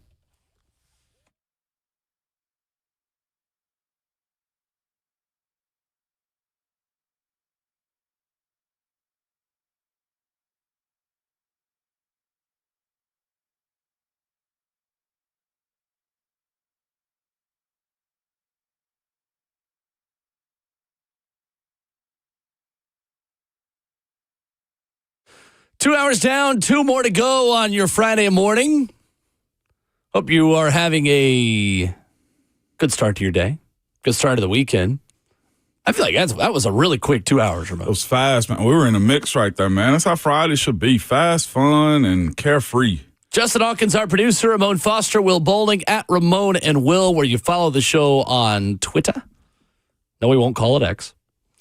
We're going to talk about Titans and 49ers coming up in a few minutes. Both of us with 3 things to watch. 3 matchups for Titans and Niners this weekend in Santa Clara. And at the same time, Ramon, down the street, I say down the street, everything in the West is the same to me, unfairly. I'm halfway joking. Colts and Seahawks. 44-year-old Phillip Rivers has got a good chance to start this football game. Sam Darnold and the Seahawks are winners of 3 in a row and have won 10 of their first 13 games for the first time since 2019. Second in scoring, 6th in overall defense. Jackson Smith and Jigba still leads the NFL in receiving yards. And Phillip Rivers is older than 13 current NFL head coaches, including his own, in Shane Steichen. Seattle has outscored their last 2 opponents 63-9. What are your expectations for Indy's chances if Phillip Rivers at 44 years young gets the start? I think the chances are going to be high. I think this is chances are high of what? Of Phillip Rivers starting. Yeah, right. Okay. Yeah. Him starting this upcoming weekend. What I want to see from him, I guess, is can he handle a shootout well? They're going to score. Seattle scores well. It's at home. They're going to control the crowd. What is his ability to still have zip on the football? Does he take sacks or does he bail? Will he run? Like, those are the things that I want to know because that defense is going to pester him. Now, the good thing is he's got a good offensive line in front of him that should protect him, but I'm here to tell you, playing in Seattle is not nice for quarterbacks. The lack of communication when you break the huddle is high. You got to be really good in the huddle. You got to be good on first down, second down, and not have long third down situations that you're facing too. And those are the things that going to present itself on Sunday. Phillip Rivers, to me, I think is in a very commendable position when it boils down to what he's doing right now. We're talking about a guy that is on the board for Hall of Fame discussion probably a month from now, right? And here he is in a game being prepared. Like, that in itself is amazing. Him making out of this game safe Sunday is more amazing to me. Yeah, right. And I joke about that because, again, I worry about football movements. Guys that hadn't been in those positions before, oh, my calf is hurting, then your Achilles pop. Or legitimately, like, he finds himself unaware of football speed.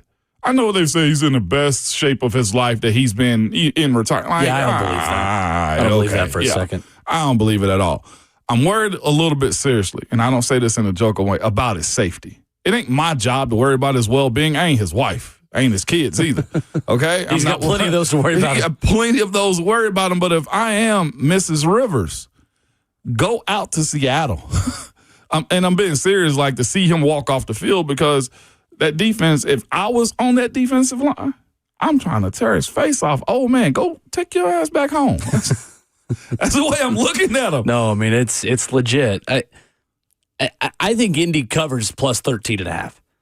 I think Indy it will have enough from Jonathan Taylor. I just think the institutional knowledge of that system and the amount of time that he has spent with Shane Steichen in his entire career, not just in Indy for the time that they overlapped. I don't know. I just think that it's going to be not as bad as people think.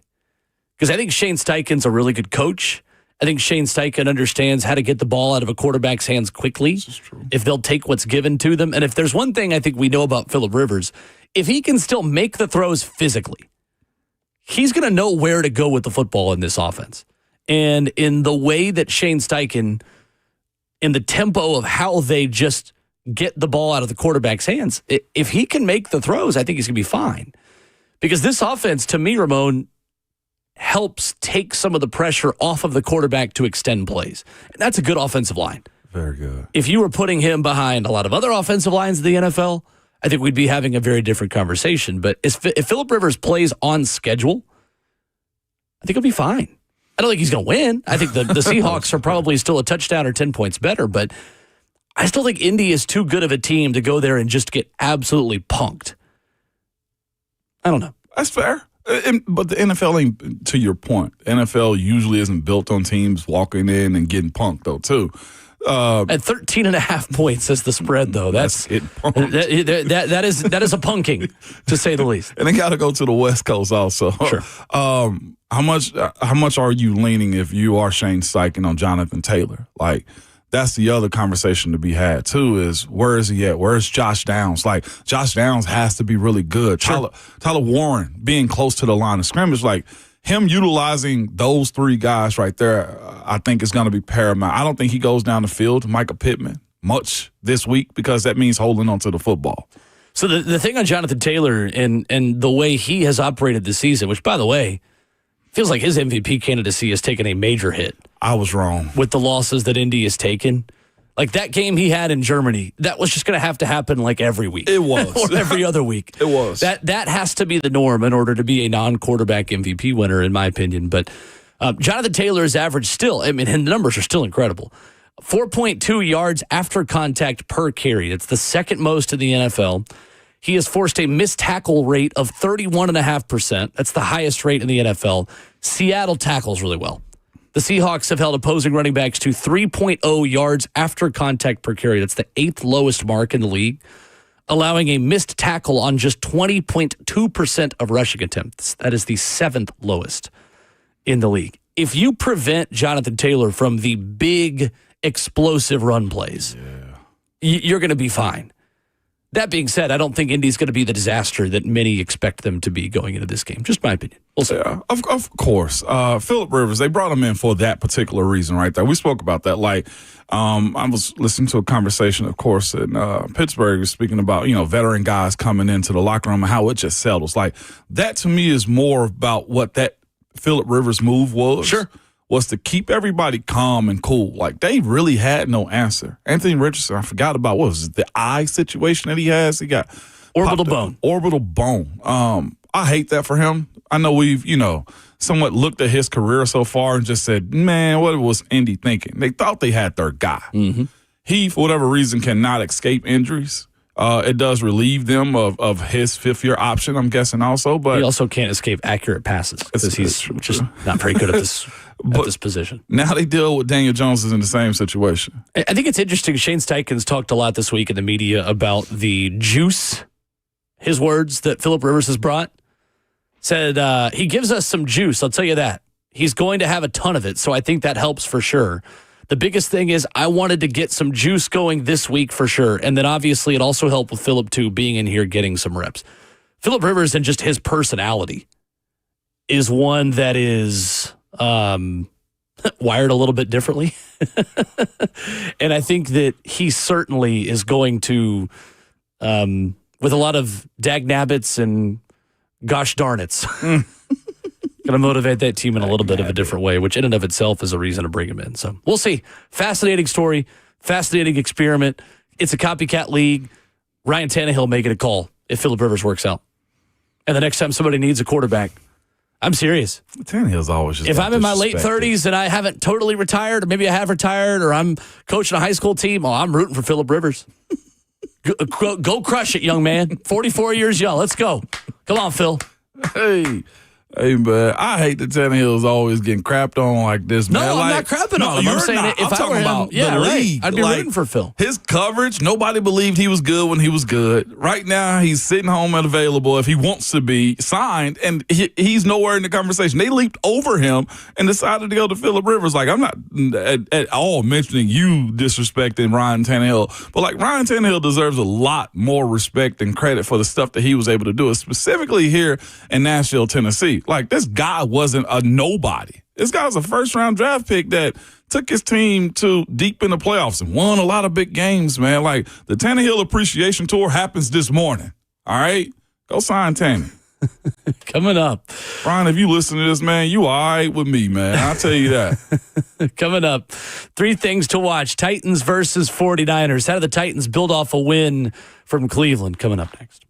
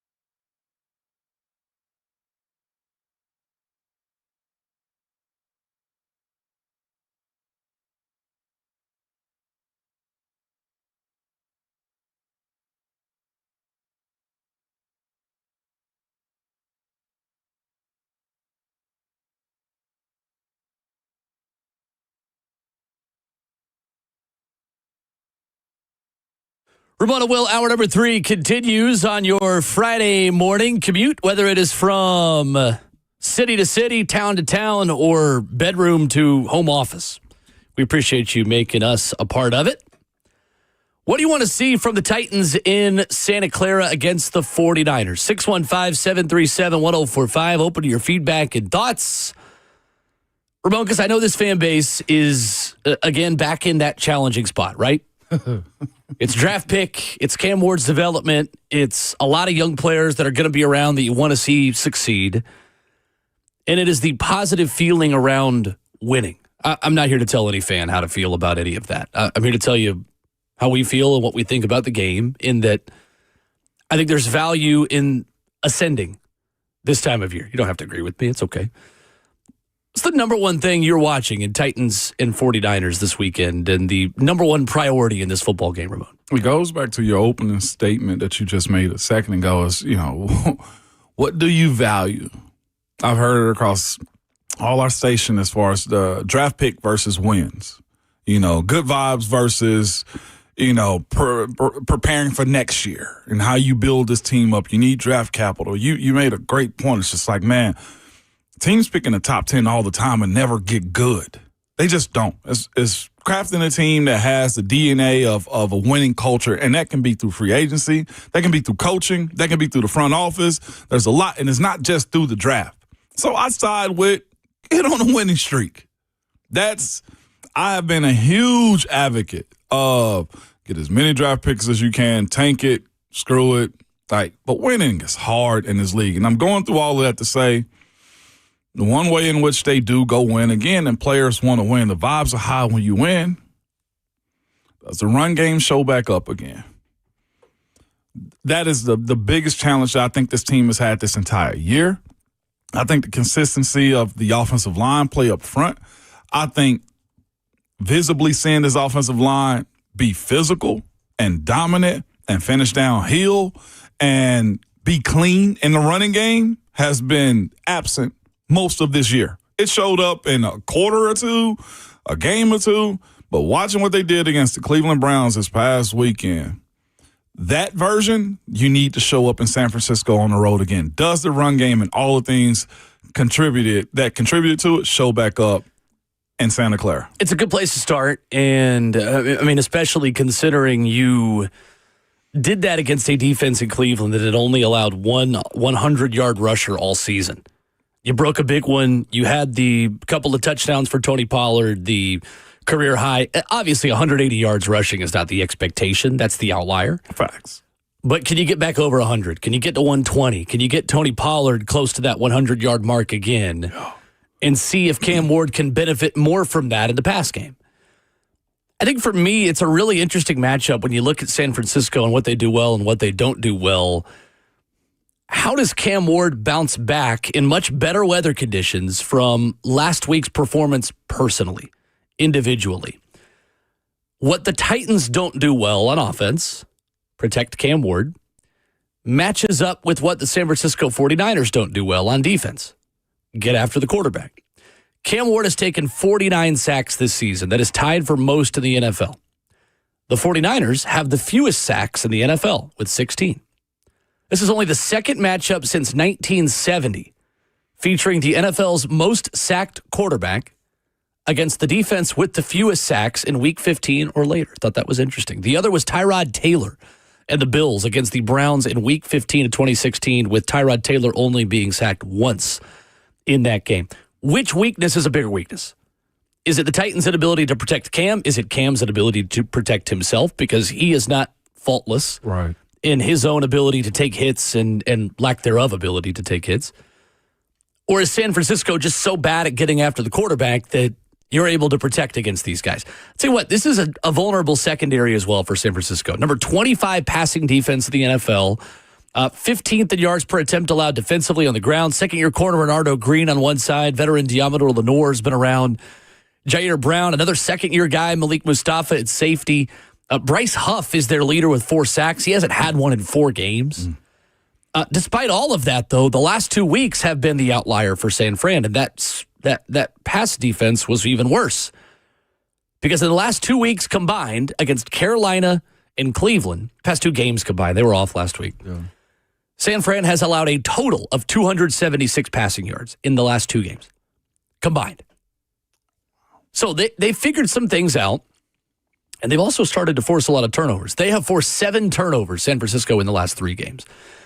I think that's the problem that Cam Ward has got to solve in this game. It's a really opportunistic defense. It is a defense that is good at creating turnovers, good at getting their hands on footballs. How does Cam bounce back against, albeit a better matchup on paper defensively, against a team that might be trending up on that side of the football right now in the pass game, I think is going to be the biggest thing to watch for me. Do you, this is just like a side conversation around the game that's going into it. You think Robert Saleh is a candidate, at least to be interviewed here? I do.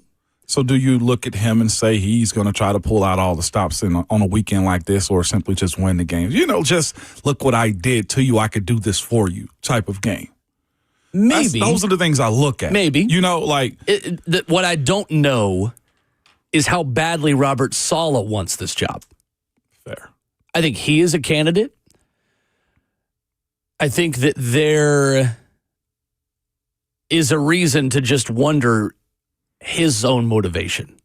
And two, I think they are in such a position that as a contender in the NFC West and a potential playoff team, I don't know if Robert Saleh or Ramon can afford to get too far outside of what the normal game plan would be for his own personal gain. Do you think coaches do that this time of year? No, I don't. I just try to audition a little bit.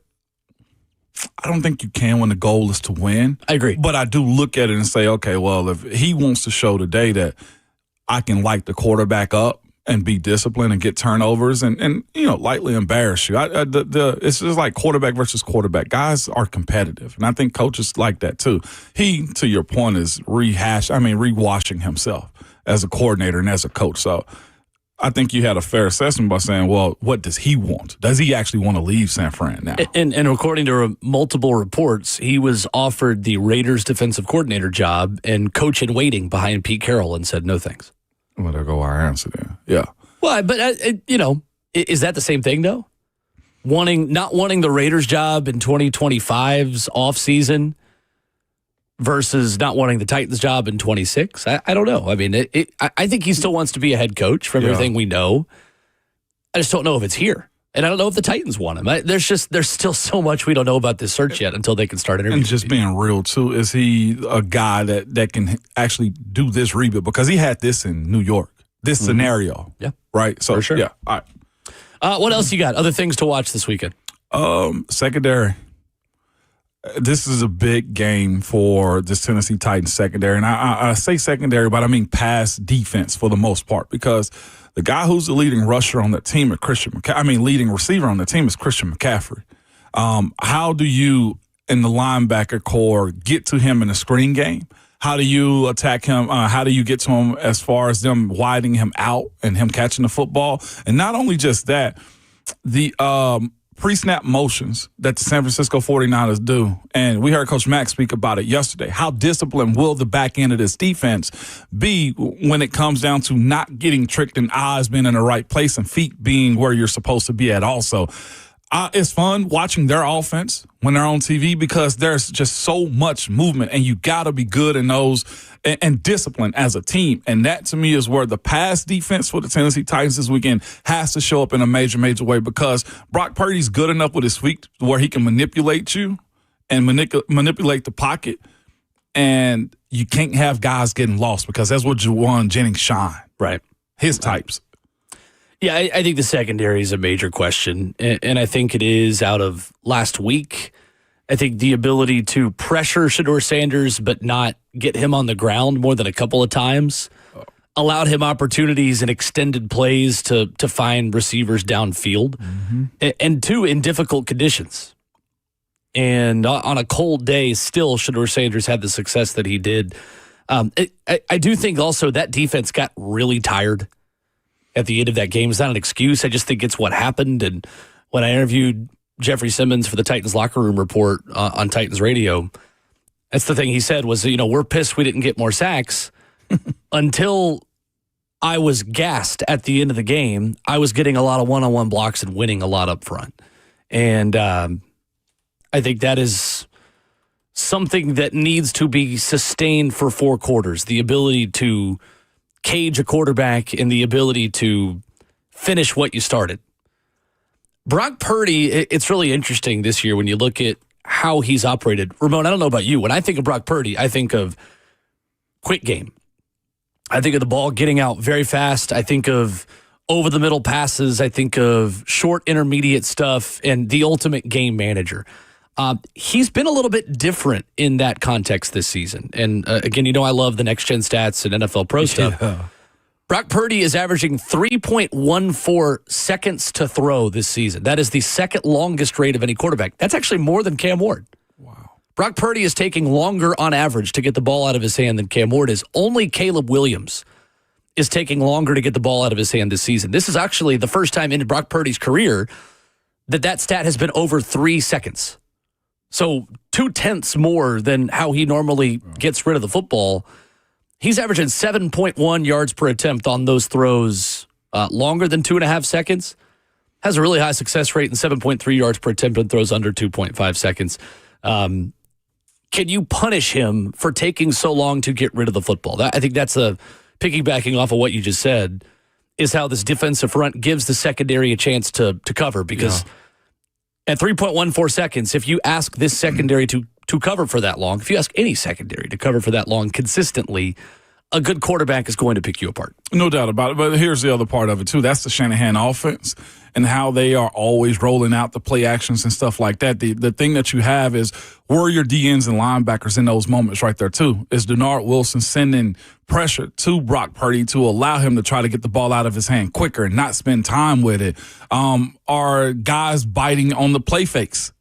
Those are the things that you have to, because it's a heavy RPO system and how they go about running it play after play. And then they'll go downhill on you too, to where you have to be disciplined. So the edge, the guys who are coming off the edge this upcoming weekend against the San Francisco team, how good are your eyes and your responsibility? Right. Coach Mack mentioned that to us yesterday, this is a responsibility type of week. If you got quarterback on the option or the RPO or the running back, that's all you worry about. Don't worry about, I saw the ball go this. No, it's where those guys have to be this upcoming weekend. Shahad Ward, Arden Key, they have to be they got to be responsible teammates this upcoming weekend to handle that. As far as Brock Purdy rolling out, if you see him with the ball in his hand, hands up, be a smart rusher too. Interrupt the passing lanes instead of trying to get the sack. I think the final thing for me to watch this weekend is a big test of the Titans' run defense's recent improvement. Christian McCaffrey has a 31% missed tackle rate forced this year, 4th highest among running backs. He has 85 receptions through 13 games, the second most by a running back through 13 games of a season, behind Austin Eckler, who had 93 in 2022. His 85 catches, Ramon, to tell you the company he's keeping, only trail Terrell Owens in 2002 and Jerry Rice in 1994 and 5 for the most receptions through San Francisco's first 13 games in franchise history. Since week 8, 40 missed tackles forced by Christian McCaffrey leads all running backs. The Titans this season have missed 11.8% of tackles this year, 12th fewest, but have allowed the 10th most yards after missed tackles. Titans have given up 716 yards after missed tackles this year, 10th most in the NFL this season. Here's the good news. Titans' run defense since the bye and since week 12 against Seattle and having Jeffrey Simmons and Devondre Sweat on the field together has allowed one 100-yard rushing game. And they've done so with a 1-3 record in those 4 games. Teams are running out the clock and keeping the ball on the ground to run out the clock. Earlier in the season, the Titans weren't stopping those situations. They are starting to improve. I'm not here to sugarcoat what this season has been. I'm not going to tell you that this is some huge deal. I'm interested in it this weekend, Ramon, because you're going up against the best back in the league, the second best back in the league, a top 3 back in the league. Because to me, it's Derrick Henry, Christian McCaffrey, and Jonathan Taylor. Then it's kind of everybody else. Yeah, Bijan Robinson. Yeah. I'll accept that. Big test to see how sustainable the Titans' run defense success is, because we said it all last season and all this season. When Jeffrey Simmons and Devondre Sweat are out there together, this is still a solid run defense. When one of the two of them is out, they take a really big step back. Right now, you are fortunate to have both of them healthy and on the field together. For sure. My last one is, I got two. I'm going to do a 3B. All right, real quick. To your point about quarterbacks, Cam protecting himself. The Grant Delpit power bomb slam that he did on him to break that sack can empower a person, okay? Like, legitimately. And then the other one is exactly what you were just talking about. Christian McCaffrey.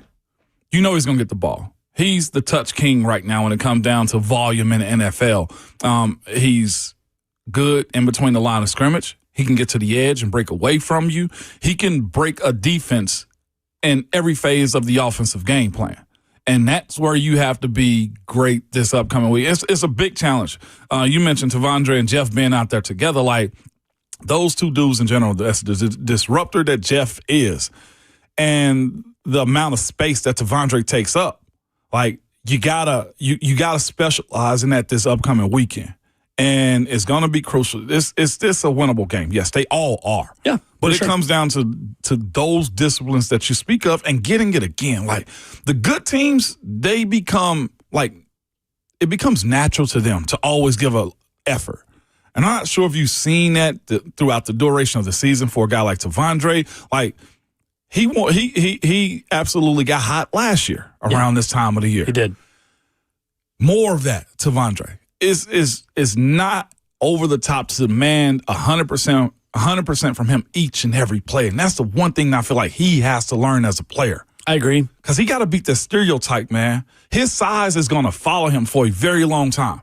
The more he shows up like Milton Williams did in the Super Bowl, right? Or how the defensive lineman from Lawrence, from the Giants, like, he got to start fitting that mold of showing up on tape every single time. And he did that against Cleveland. So don't tease us.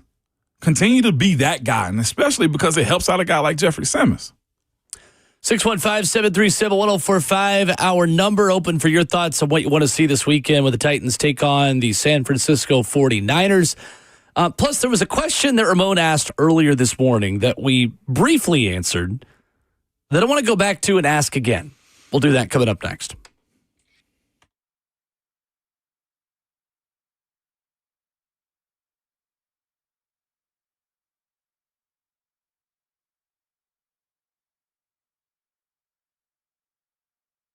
Genesis Diamonds really shines this time of the year, man. The cases are jam-packed with all the best gifts, highest quality at the guaranteed best value prices.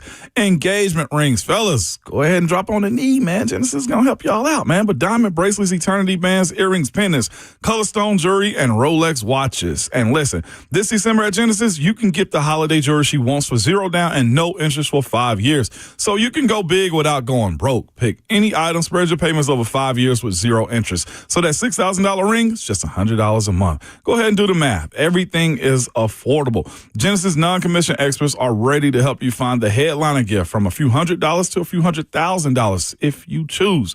Elegant pendants, dazzling eternity bands, stylish wedding bands, and an incredible selection of diamond classic jewelry. 0 down, 0 interest for 5 whole years. And yes, hundreds of pristine pre-owned Rolex watches, all the most popular models. And if you love a deal, hear me out. Here's something new for 2025. The Genesis Diamonds Half-Price Holiday Vault, a select group of showcases featuring expertly curated Christmas gifts that Genesis is offering at half price. 50% savings, the biggest discount ever. You need to check this out. I'm telling you, Genesis Diamonds, a place for their spectacular holiday gift. They're located in Green Hills and Cool Springs. See stores for details.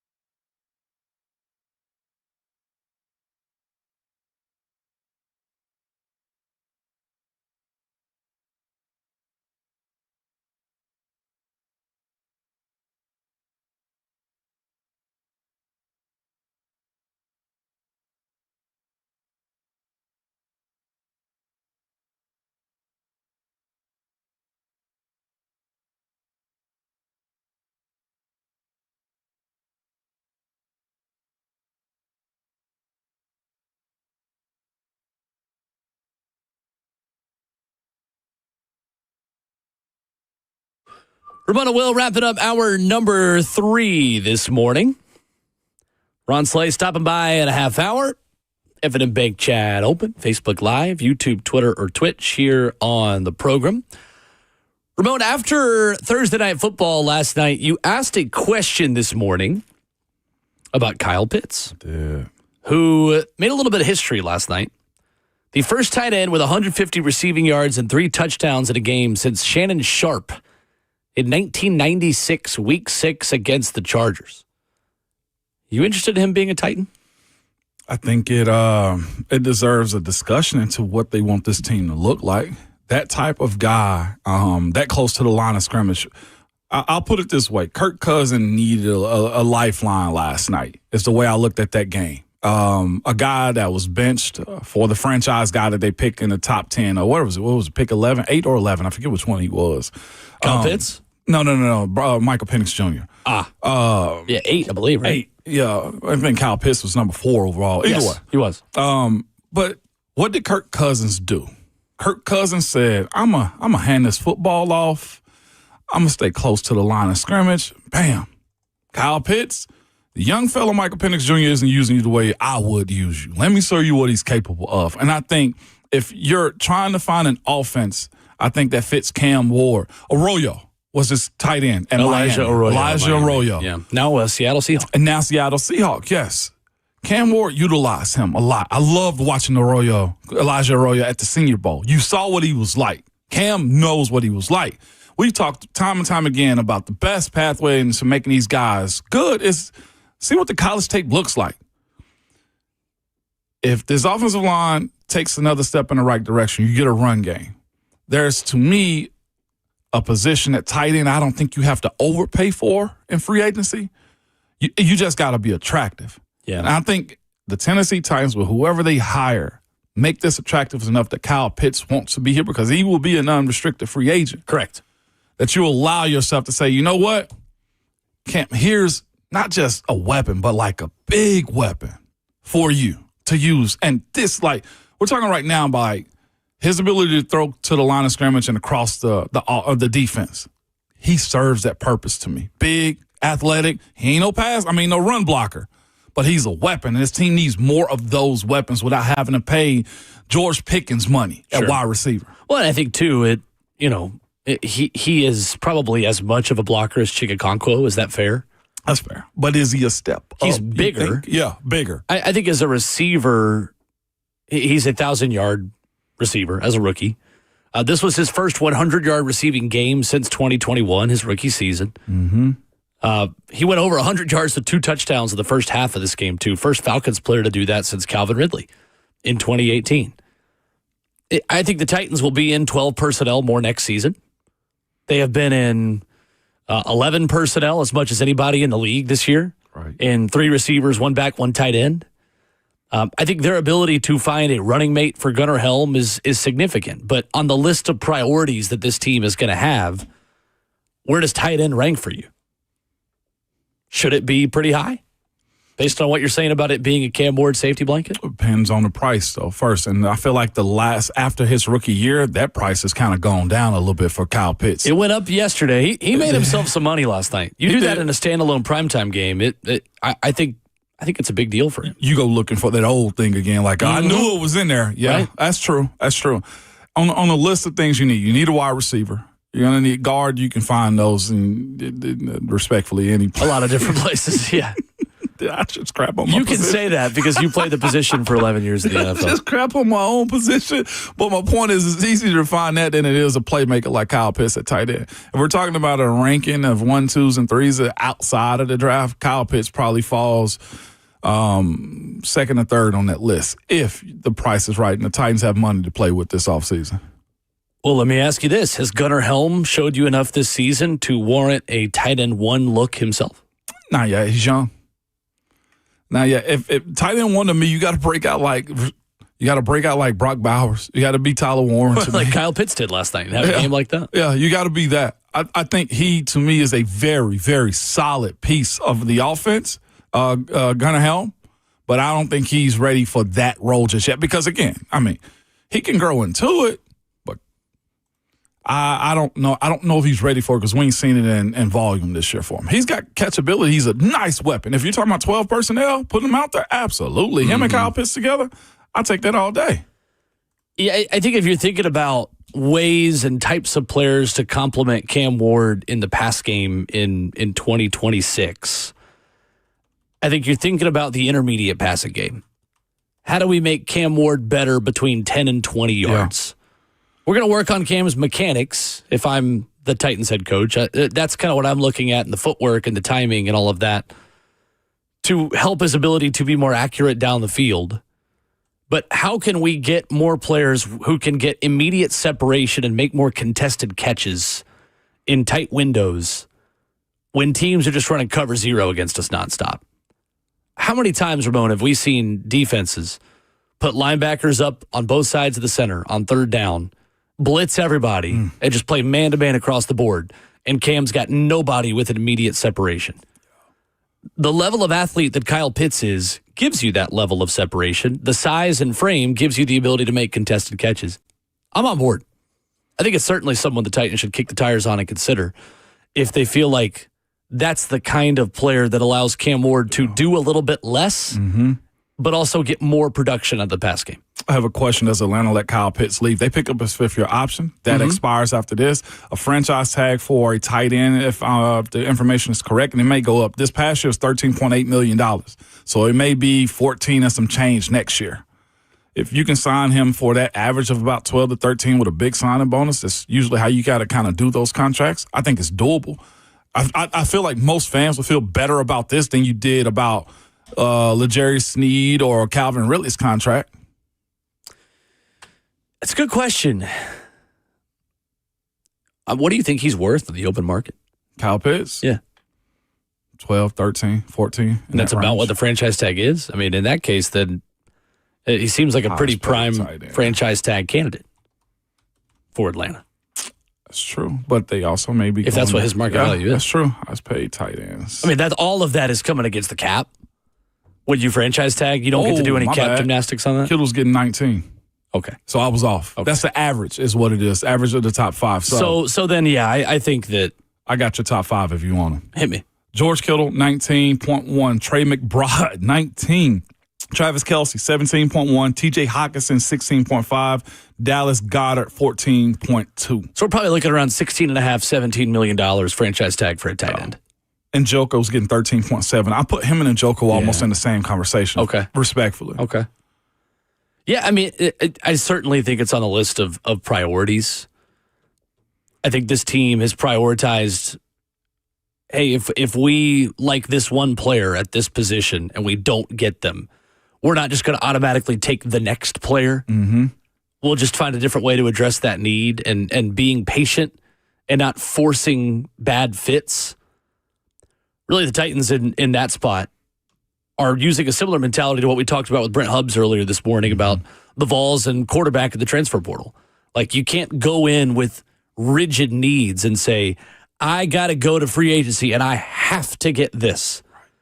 Because if your plans A and B don't want to come here or they re-sign, well, plan C might not be a fit as well as plan A and B were. And that's the interesting thing is that Kyle Pitts is kind of a one of one. Not to say that he is the top level tight end and elite player, but in terms of his skill set and the things that he can do, Ramon, would you agree that he's kind of a unique talent? Yeah, no doubt. He is. I think he's the kind of unique talent that could do a lot for Cam Ward with the ball in his hand, turning a 5 to 10 yard route into a more explosive play. I'll make you feel even better about this real quick before we go to break. Okay. Pat Freiermuth and Jonnu Smith, both. Pat Freiermuth making 12.1, Jonnu's making 12. Rounding out that top 10, top 11, Dalton Schultz is making 12 himself. I'd be great with the Titans living in that neighborhood to address tight end in addition to Gunnar Helm next year. Spot Track has them at a projected value of $11.8 million, so it fits right in that market there. The franchise tag projection for 2026 is 15.8. Interesting. Give him a bigger signing bonus. Say, hey, here's a lower salary.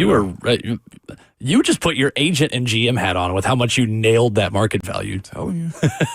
I know this game. I'm not surprised. I'm not going to take the surprise out of my voice. That was just me. I was I'm not surprised. Right, I'm impressed. Pretty good. Yeah. Coming up, Brent Hubs was on the show earlier this morning talking about the cultural fit, the football fit of new Tennessee defensive coordinator Jim Knowles. We'll start hour 4 with that coming up next.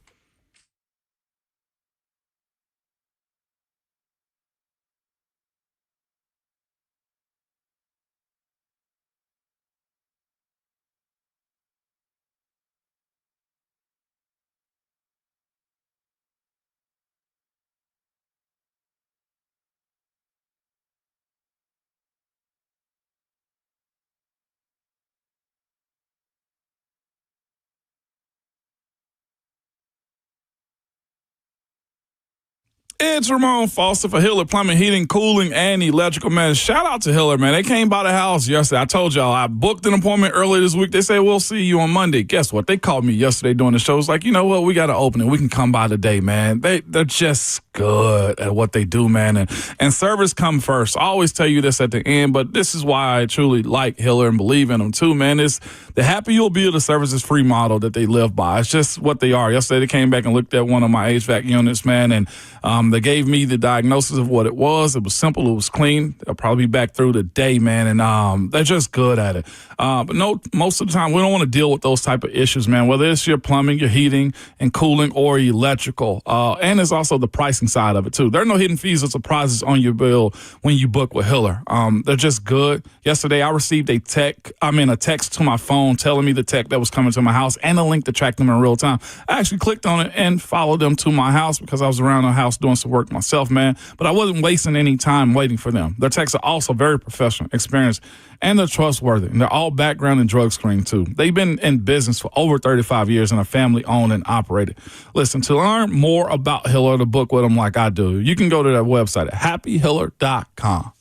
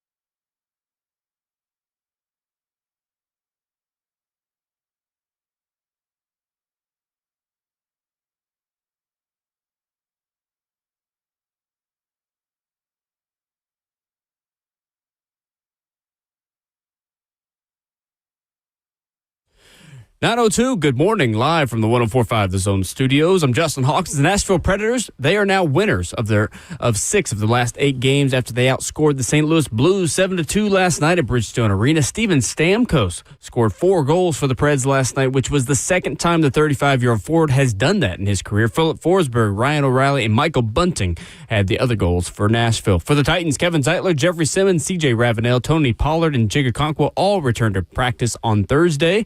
James Williams Sr. missed a second straight practice with an illness. Sunday, the Titans travel to Santa Clara in a matchup on the West Coast with the 49ers for a 3:25 kickoff right here on 104.5 The Zone. And the SEC 2026 football schedule dropped last night, highlighted for the Tennessee Vols as a Week 4 matchup with Texas and Knoxville, which is the first matchup since 1969 between Texas and Tennessee. It was in the 1969 Cotton Bowl. Then they'll have a Week 9 bye week. For Vanderbilt, it's a tough back-to-back going from to Georgia, Week 5, followed by a home game against Ole Miss in Week 6. Vanderbilt also will have a Week 9 bye week. For all your foundation repair and waterproofing needs, you got to go to USSTN.com. Breaking news at once on your home for the Titans and Vols. This is 104.5 The Zone.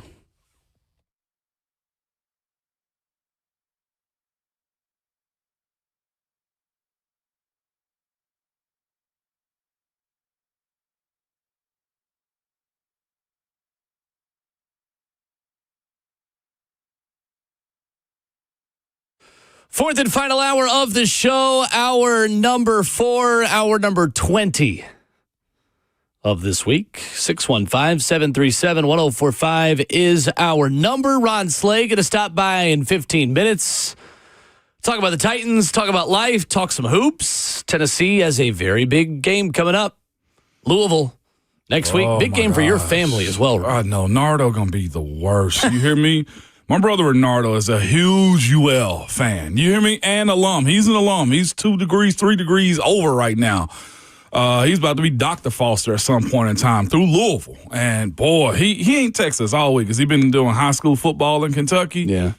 And, man, he can't wait for this one. He talking about he going to be kings of Tennessee, knocking off Memphis and the Vols. So we got a lot at stake here, Will. Yeah, we absolutely do. Tennessee losers of 3 in a row. Some concerns there. Also, some really big games that SEC teams have played in since we've last talked with Mr. Ron Slay. Florida, UConn this week was great. Arkansas, Louisville was great. So we'll do that coming up here in just about 15 minutes. Brent Hubs was on the show earlier this morning. As always, if you missed it, you can hit the Ramon and Will podcast feed. I still think back, Ramon, to when I was in Neyland Stadium for the Vanderbilt game, and a guy stopped me. He was like, "Hey, you're the Will guy, right, from Nashville, the radio?" It's like, "Yeah." He goes, "I'm a big Brent Hubs fan, so I see all your stuff on YouTube. I live in Knoxville." And I was like, "You know what? You and I have that in common. I am also a big Brent Hubs fan." Me too. That's my guy. We talked about Jim Knowles' hire earlier this morning, the fit with Josh Heupel. Brent Hubs had this to say. You've got to have a guy who is stern, but cares about the kids. And you've got one of those in Rodney Garner. Be interesting to see how he and Jim Knowles mesh, because I think personality-wise, there's some similarities there. But it's the details, it's the little things there. I mean, one of the strengths that David Cutcliffe was for Philip Fulmer is David was all about the details of things. And it was very, there was a real mental side to it. There's a real cerebral part to it. There was a real demanding standard to all the little finite details. And I don't think it's ever bad to have a guy like that on your roster, unless that's who your personality is as a head coach. I think that somebody with a little bit of a hard edge about him is not the worst thing in the world. In fact, you probably need one on both sides of the ball to a degree. But, I don't think it's a bad thing from that standpoint. Obviously, there's an adjustment period for everybody getting to know everybody because, nobody on this defensive staff has ever worked with Jim Knowles. Now, I don't know that he's going to keep everybody either, so we'll see what that looks like. I would imagine he would ultimately end up bringing in a guy or two that's his. He did not do that when he went to Penn State, other than bringing a couple of analysts with him. Does he change that this go around? I would think probably he would want to. I think the other interesting thing for him is Jim Knowles was a walk-around coordinator at Penn State, and that's the first time he had been that. All of his other previous stops, he was listed as having a position to coach. And so does he coach a position here at Tennessee, or is he just a walk-around guy? Ramon, what's the biggest adjustment you think this defense will have to make? And what's the question you want answered about Jim Knowles and what's going to be different about this Tennessee defense? If he does bring in staff, it shows his staying power and him wanting to embed himself into the buildup of what that defense could be. And also him accepting the challenge. If you a lone wolf in these type of situations right here, man, you don't have to worry about moving your coaches around like with the Penn State situation, right? Like, you didn't have to worry about moving anybody around. If he brings a couple of guys, that have his back and in his corner speak his language, that does a lot for you. The one thing that I also want to see from scheme is the attention to detail and big-time matchups. We looked at the schedule that was released yesterday. Alex Goller is going to present a lot. Texas is going to present a lot. Every team up and down that schedule is going to present a lot to you, and not having one game plan look like the same one you did just last week, or it looks as if guys are lost. I think this is going to be challenging for some of the guys that are inside of that locker room on the defensive side of the ball right now. If he is as detailed as they say he is as a defensive coordinator, and it takes time, and you can't just throw stuff at the wall week in and week out, there may be some challenges for the players that are there right now, because speaking from my standpoint as a person that watched the game, I just feel like they just went with it, on some of the plays. And guys may play themselves. Right? The way you look at that Ohio State game last year in the playoffs, you almost kind of say to yourself, like, what were y'all actually thinking? You couldn't stop anything. And that's been somewhat the storyline, I feel like, for a while. The Vols have recruited fine. They've hit the portal in the right spots. Guys have lived up to their athleticism. It's the detail that you miss out on, and got to have at moments like, I ain't going to lie to you. This year, I can't lie to you. This year, if it was third and short, first down is what I was thinking. Yeah, you didn't have much hope. Where is the attack at the point? Where's the game planning to not just send somebody up the middle and bam, there's Blake Shapen outside for a long run. There's quarterback X. Like, where's the details and responsibilities? Jim Knowles arrived in Columbus in 2022 at Ohio State. During his first season there, that defense improved in all four major categories from 2021.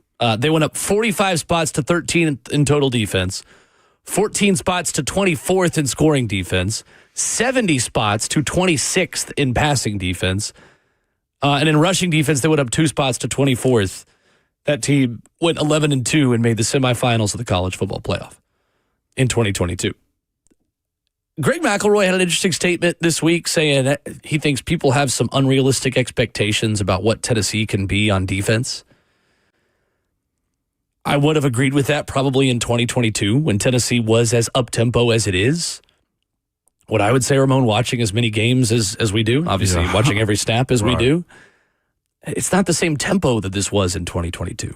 Right. Josh Heupel, I think, has evolved and understood what he needs to do in order to help his defense be the best version of itself. And I don't think the offense running tempo made a major difference in how bad that defense was this year. Do you? No, I don't think so. I think they would have been bad with a pro-style offense. I think they would have been bad with a tempo offense.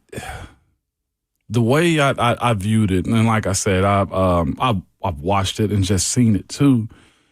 You don't just continually let the same thing happen over and over and over again. Like, you see Kentucky just throw to the flats and guys just missing assignments or missing tackles in bad situations, or you go to Mississippi State and you're just lost. Time and time again, you have these type of scenarios coming up. And I mentioned, of course, the Vandy game, like, the same problems continue to show up. I'm with you. I think the issues were what they were going to be.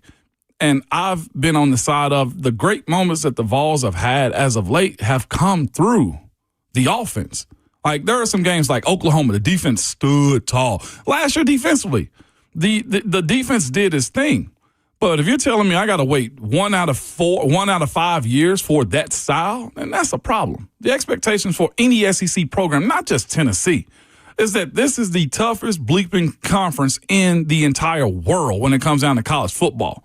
Each defense's expectation is to be that, especially when you're putting this much money in NIL, recruiting, and facilities. Yeah. Like, that to me is idiotic to allow those plays happen with no adjustment to it. Like, okay, they get you the first series. Cool. They shouldn't get you the first one, the third series, the fourth series, and the sixth one to end the game out. Right. Shouldn't happen. Not even a little bit. Very fair. I get it. All right, coming up. Hold up, real quick. I just want to say something, too. Okay. I'm going to ask you to just back away from the mic. So we've had a situation here on our show that's happened. Will's apologized for it.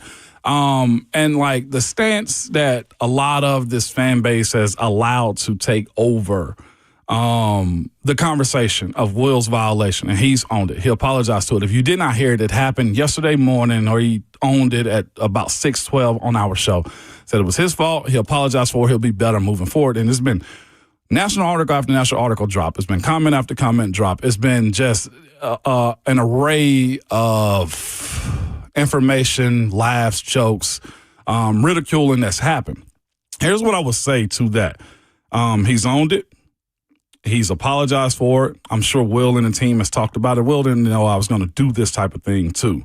But the plane incident, it's fascinating watching it unfold. Most locally is the biggest caveat of it all. The people that write about it, that's fine. But the way I look at it is this fan base and the people that watch us and still do and hate Will for whatever particular reason is just inhumane almost in a sense. It's one thing to mess up, but it's another thing to just be like, I get it. Just because you don't like a person, I get it. People don't like me in the way I do my job too. People don't like, hell, some of the best people that out there to do it. That comes with being in a public space. But I'll say this to the people that have that stance and that side of it too, is this. You've allowed a group of people to vilify a guy that's just like you. And Will might not be your cup of tea. And I said before, I might not. Ron might not be. Bert might not be. Buck might not be your cup of tea. But I'm here to tell you this. This guy was born a Tennessee Titans fan.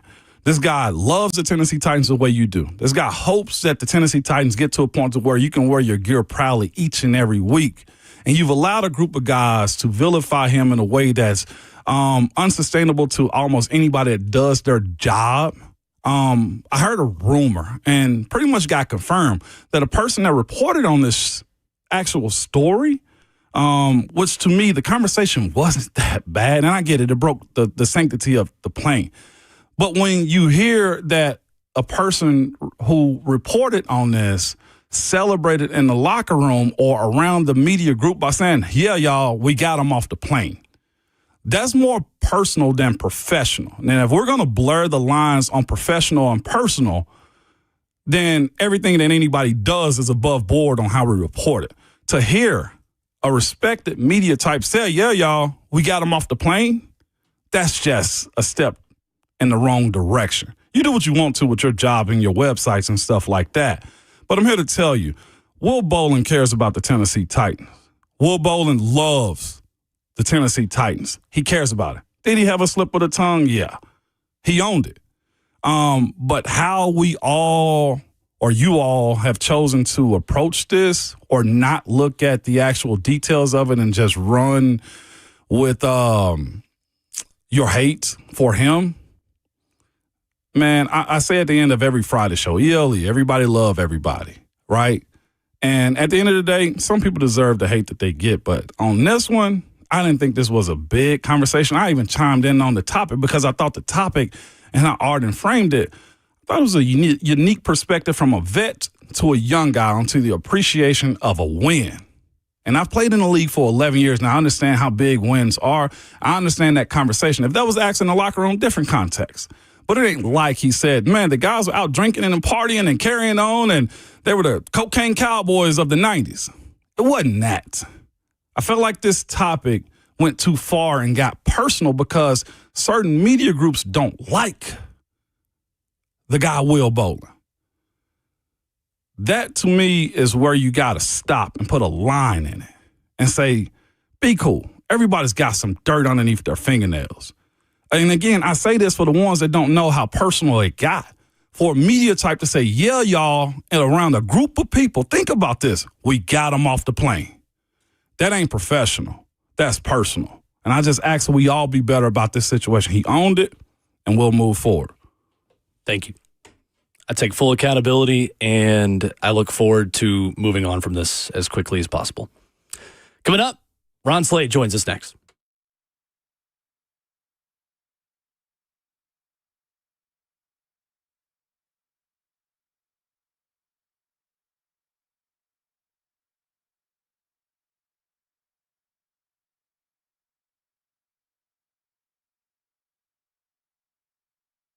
What's up? It's Will Bowling. During the holiday season, we are all in crowded rooms around family members who might not be able to hear as well as they used to. I want to tell you about Brentwood Hearing Center, who can help out with that. They have got the best hearing aid technology on the market, which helps patients hear well in situations where there is background noise. They have the ability to make it easier to hear the person across from you and not the people all around you. Maybe you're thinking about yourself at that crowded restaurant. You're thinking about yourself at the company Christmas party over the past couple of days. If I'm talking about you, here's the phone number, 615-377-0420. Brentwood Hearing Center is going to make it easy. They're going to sit down with you. They're going to get to know you. They're going to know where you have the most trouble hearing and give you the exact technology you need for your specific needs. 615-377-0420 is the number. You can visit them online at BrentwoodHearingCenter.com. That's Brentwood Hearing Center. Better hearing, better life.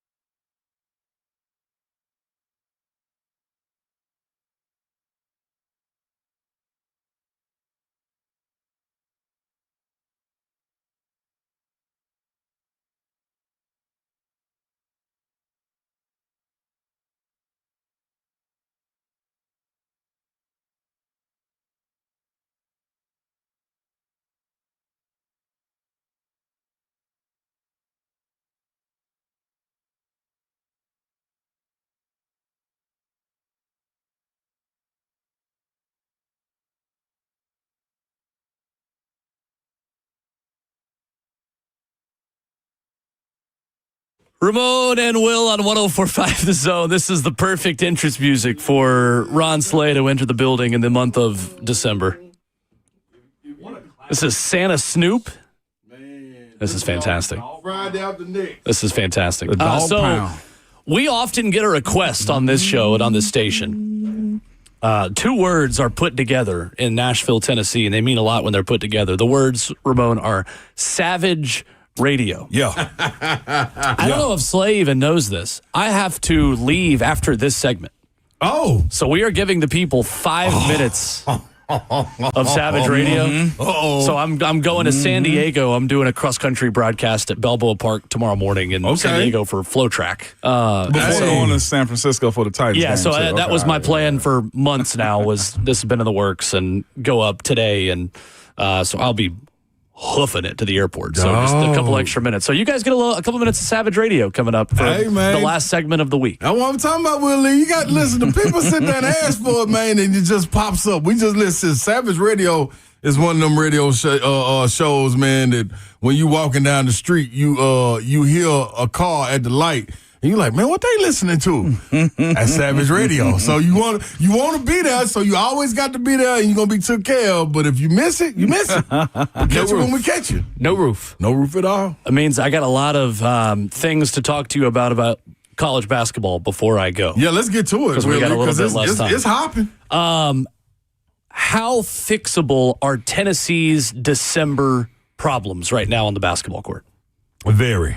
And I'm going to say that because you have veteran leadership on there that just needs to voice, you know what I mean, what the standard is, you know, and everybody take heed to it.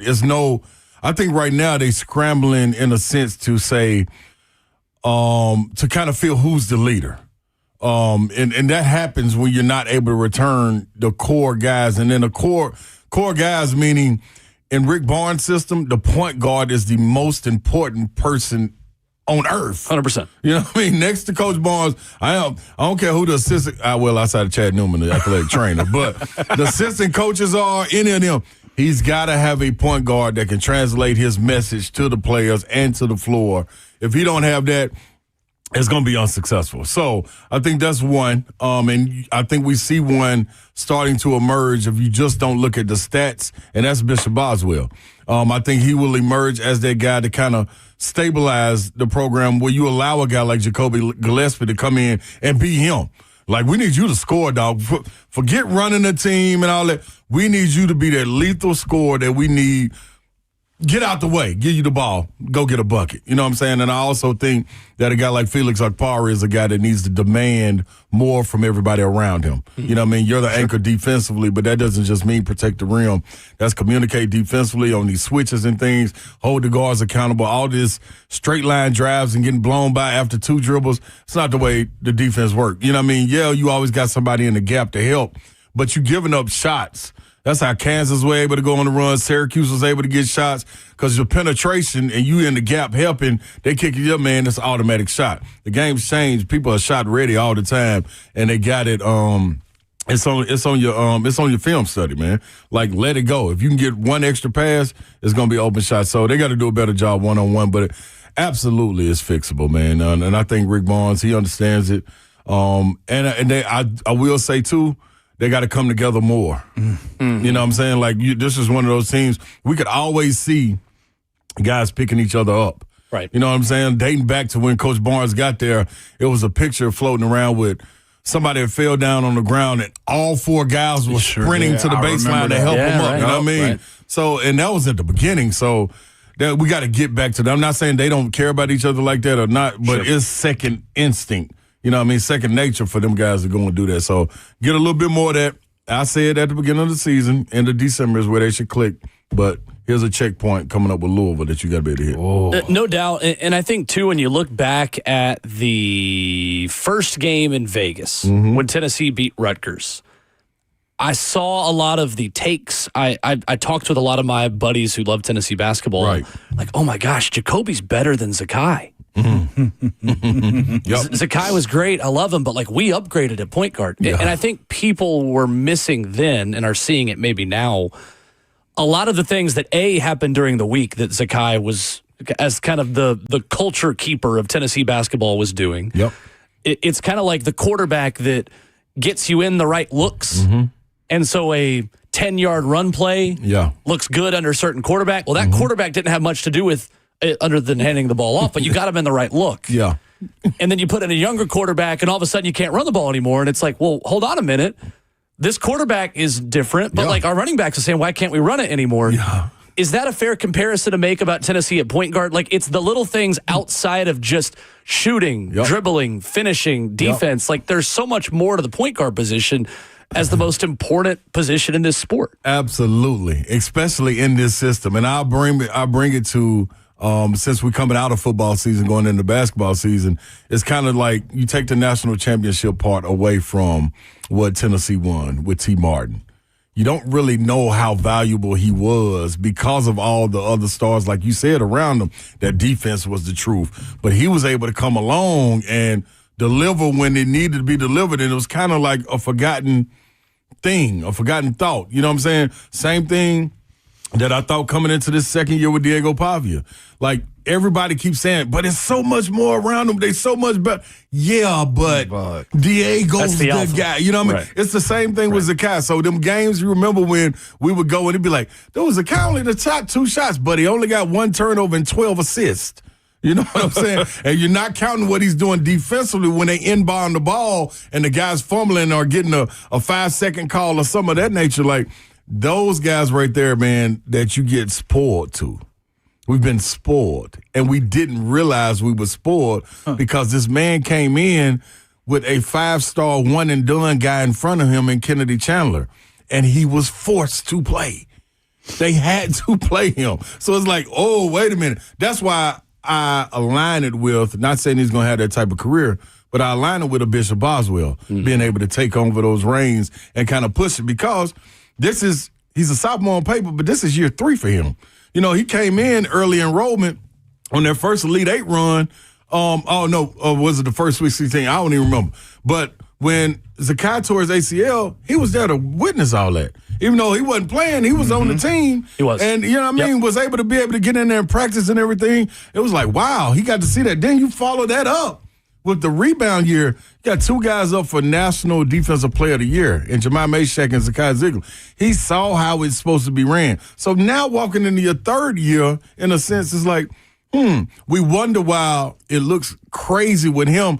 Like, Bishop Boswell playing super hard. No, he's not. He's actually playing like all of the point guards before him have played. So that right there, man, once you stabilize that spot, and I think it's great because you got him as a sophomore right now. And it's, you know, I expect him to stay 4 years because if he didn't transfer after last year, right, I think you got something steady. He made through it. Right. Yeah, he got through the gauntlet. Right. There you go. So for sure, yeah, it's gonna be interesting to watch. But that point guard spot, you hit it on the head. It's so important.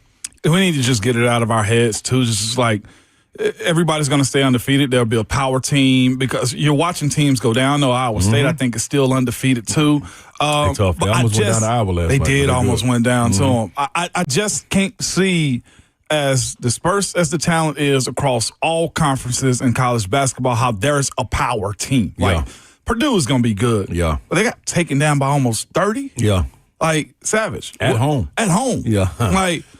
Do you like this version of college basketball? I love it. I love it. Say, you see me smiling. I love it because it all filters back into what you saying and what Will's saying.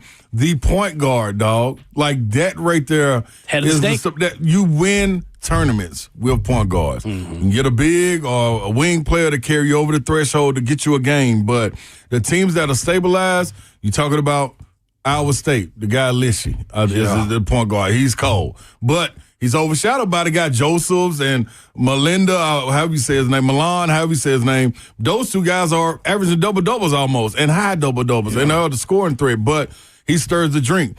You mentioned Purdue, Braden Smith. Like, it ain't, there's no ifs, ands, or buts about it. You know what I mean? Solo Ball coming back for UConn. Moore coming off the bench for them. Like, we can go down the list. Yeah. You know what I mean? Of point guards that's going to make it happen. And so the parity is there. Vanderbilt, Tyler Tanner. Yeah. Like, the reason they're rolling the way they are is because Tyler Tanner he was able to retain him. Tyler Nickel is looking like, oh, wow. Yeah. He's making really play. Yeah, but it was almost addition by subtraction by getting Jason Edwards, him leaving and going to Providence. You opened up a spot where Duke Miles came in. Like, dog, it's so much of a dynamic.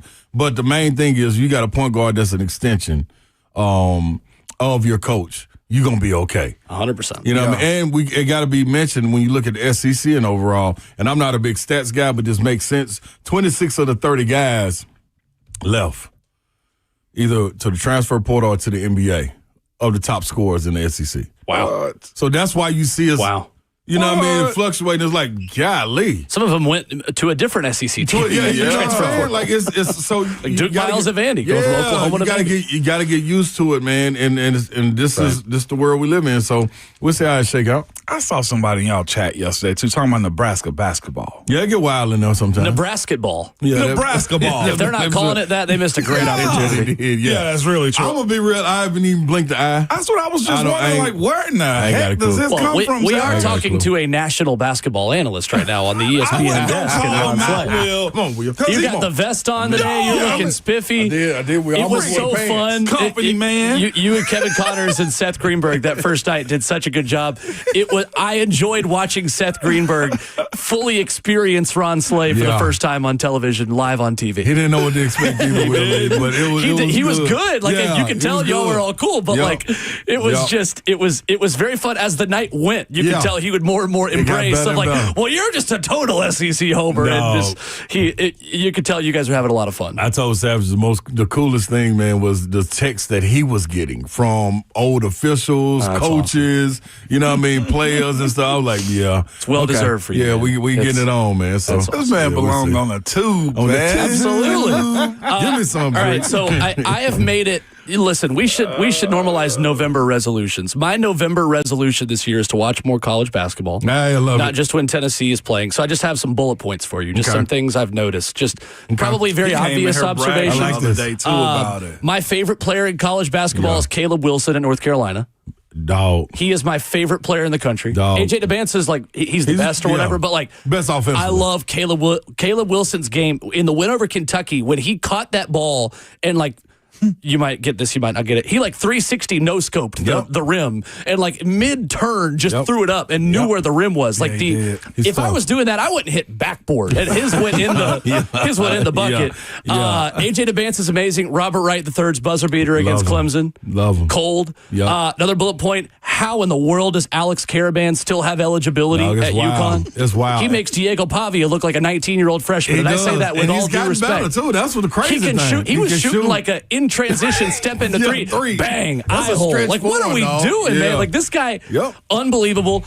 Florida spawns 7-2 guys, just like Matt Painter does, but now in the South. And also, Matt Painter's 7-2 guys make me mad because I still don't forgive them for Zach Edey, and it wasn't a foul on Carson Edwards my senior year in Tennessee. In that corner. That's my time. I love that. That's good right there. I take that all day. In the words of Inky Johnson, that's my time piece. I take that all day, man. Like, this is a... Like, if you haven't been a college sports fan, and listen, I'm going to be biased to the SEC, but I will say nationally, man, there's some good ball. Big 12 got a good league right now. Big 10, top heavy for me. You know what I'm saying? Big East got the ones, UConn and them and get in there. Georgetown, they'll shock some people. ACC, top heavy. I'll say top 6 for them, you know what I mean, which is great. But, man, across the landscape of basketball, man, it is some good ball being played, man. And this freshman crop helps it as well. Like, this is a tough group that came through. And I can't forget Yaxel Lindenborg. Out of Michigan. Who is one of the most electric players in college basketball. He came from UAB, right? UAB. So I went and called that game last year at the regular season end. Hey, dog. He was serious then. And they were playing FAU. FAU had a guy that transferred out named Baba Miller. I forgot where he just went to. He went somewhere up north. But, like, Yaxel, you could tell then. I remember an NBA exec hit me and was like, hey, man, what you think this guy, is he ready for the league? I was like, man, dude, I'm going to be honest, man, he probably need one more year. So it's good he came back because what he's doing now, He was a front. It's incredible. No, this ain't in a bad way. He was a front runner. If they up 8, boy, he gonna give you everything that you want to see. Inside, outside, dunks, do it all. Now, if they down or up, he played the exact same way. You know what I mean? So, yeah, that was the only thing. But man, 6'9", give you what you're looking for. He's got a little bit of Tyler Smith and Tobias Harris to his game, in my opinion. Okay. You would know better than me. That's right there. Yeah, great reference, but taller. Giles County, Tennessee. Shout out. I remember you talking about him in that game. Dog. Yeah. Nice. All right, I got to go to the airport. You guys enjoy Savage Radio. I'll be listening. Love you guys. You too, brother. Peace. Be safe, Will. Thank you. I am just go to break. off to San Diego. So. San Diego. Do you want to set it to break since you're bringing it? I was stuck. Do you want to set it to break since you're bringing it out? Man, we'll be safe on your trip, man. Coming up next, man, Savage Radios. We close out this beautiful Friday. J-Hawk, get us up out of here, baby.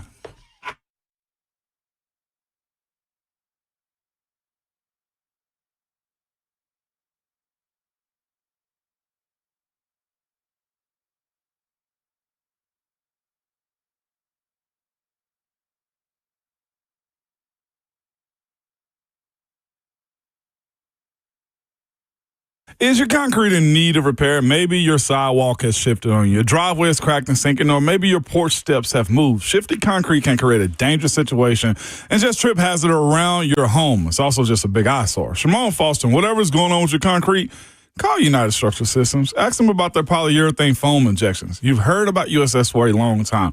It's the same company that's provided superior foundation repair and waterproofing to Middle Tennessee since 1994. Well, they can fix your sunken and settling concrete. USS uses polyurethane foam injections to lift and repair your sinking concrete in a matter of minutes. Lifted concrete can be walked on immediately or even driven on after about 30 minutes. So don't go through that long, expensive process of ripping out and replacing concrete. Reach out to the company I trust, man, United Structural System. You can go to their website at USSTN.com. That's USSTN.com. Or call them 615-488-7855. United Structural Systems.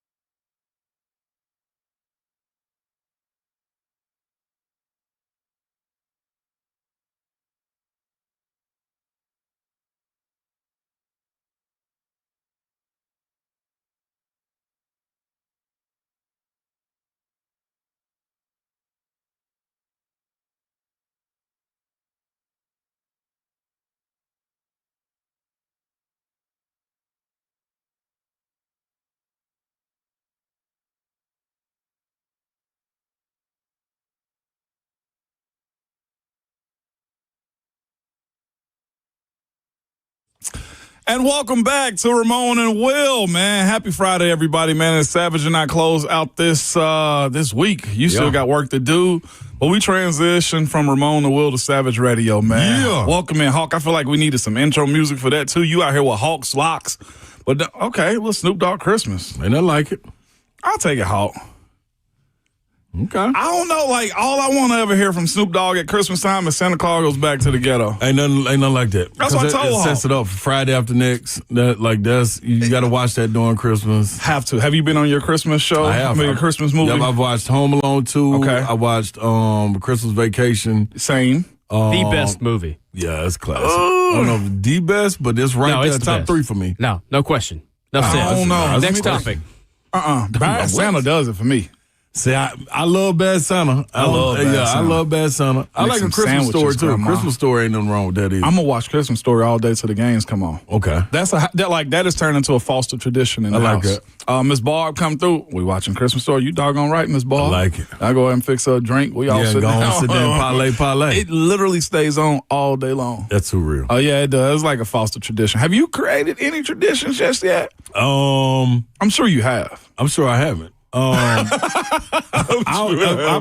may have one. I don't know though. I don't know. We watch Christmas movies all day long. You know what I'm saying? And y'all don't do the real tree either, do you? No, we come straight up out the attic with ours. Yeah, we come out the box. Yep. Mm-hmm. I thought about it one year, and then I saw a video of a tree going up in flames, and I just don't want to live that life. And then I saw another one too recently, little man. bristles, it's maintenance, dog. So it is maintenance, and you got to water it also. Yeah. But I saw somebody post a video. They put a tree in their house and had all kind of bugs on it. And then, of course, the comments said, well, they should have shook it out and washed it off. And I'm just like, you're savage. Anybody got time? I've never done a real Christmas tree. I love it, but I love the idea, and they say it smells amazing. Really? That evergreen smell? Does it it's really? Fantastic. It's much better than a candle. Oh, that's where you know I was headed. Yeah, we had real trees growing up like that. We had real trees. Tree? But you live in Tennessee. Well, I guess the tree don't matter where it comes from. You know how many lots they have around here? I'm not going to get no real tree to have to clean up all that mess. Yeah, that's the problem. Then I gotta discard it. You always got to keep watering so it doesn't dry out. Then what happens is it's like Christmas Vacation. You light a match, you blow up. See, I'm putting that bad boy in the box. We'll be ready next year. With some LED lights on it that don't burn. Ready to ball, man. Forget Golly, absolutely I'm cool not. on that. I do got a sports question for you. Talk to me, Sam. Brent Hubs came on and had an amazing, he always has an amazing conversation. Yeah. But this one really hit me because I was like, dang, is that what the Vols have been missing? Because I feel like nowadays, and I think it probably happens in college basketball too, but he said with the Vols, like not necessarily Vols, but we spoke about Kirby Smart, the type of players he wanted, Nick Saban's style that he had. Like Saban had like bloody Tuesdays or whatever, like the hardest practice of the week where they were harder than the games. And Kirby Smart preaches it all the time, the type of players he want at Georgia. And Hub said in his statement, something similar, I'm paraphrasing, you can't train college players to be pros because the pro level is different. It's harder to go from high school to college than it is from college to the pro league. And he said NFL. Okay. And I do think there's truth in it. My skills I hone in on in college, coaches give you your biggest baseline on technique, mindset, etc. Do you believe in that it's hard to train college players to be pros? Yeah, because... Or how is it on the basketball side? I say it's much more demanding. Like, in college, you still have an excuse. You know what I'm saying? Like, you can be... He's young. He's never trained like this before. We got to break him and build him back up. He don't know the terminology. He's always been the man on his team. You know what I'm saying?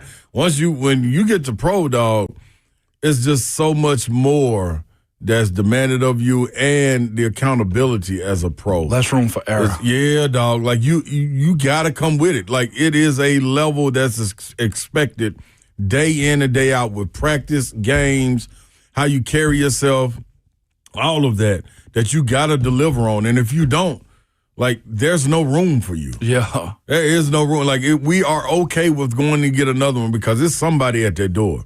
Like, we may not find another caliber player as you in college. We may have to go find one, build them up, diamond in the rough, might get lucky here and there. But as a pro, it's another pro out there. Yeah. I can promise you that. You know might be sitting on the couch or in the G League.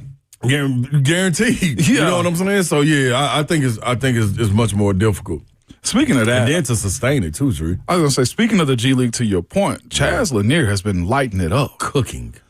I know he was up, and I think he's down in the G League, right? Why does the NBA do that? And the only reason I ask that question is because I don't know. We don't have a G League for the NFL. Yeah, so it's they want you to stay fresh and polished. But they just don't have They ain't got the time. Yeah, we ain't got the time for you. So this road trip we about to go on, it may be a 6-game road trip.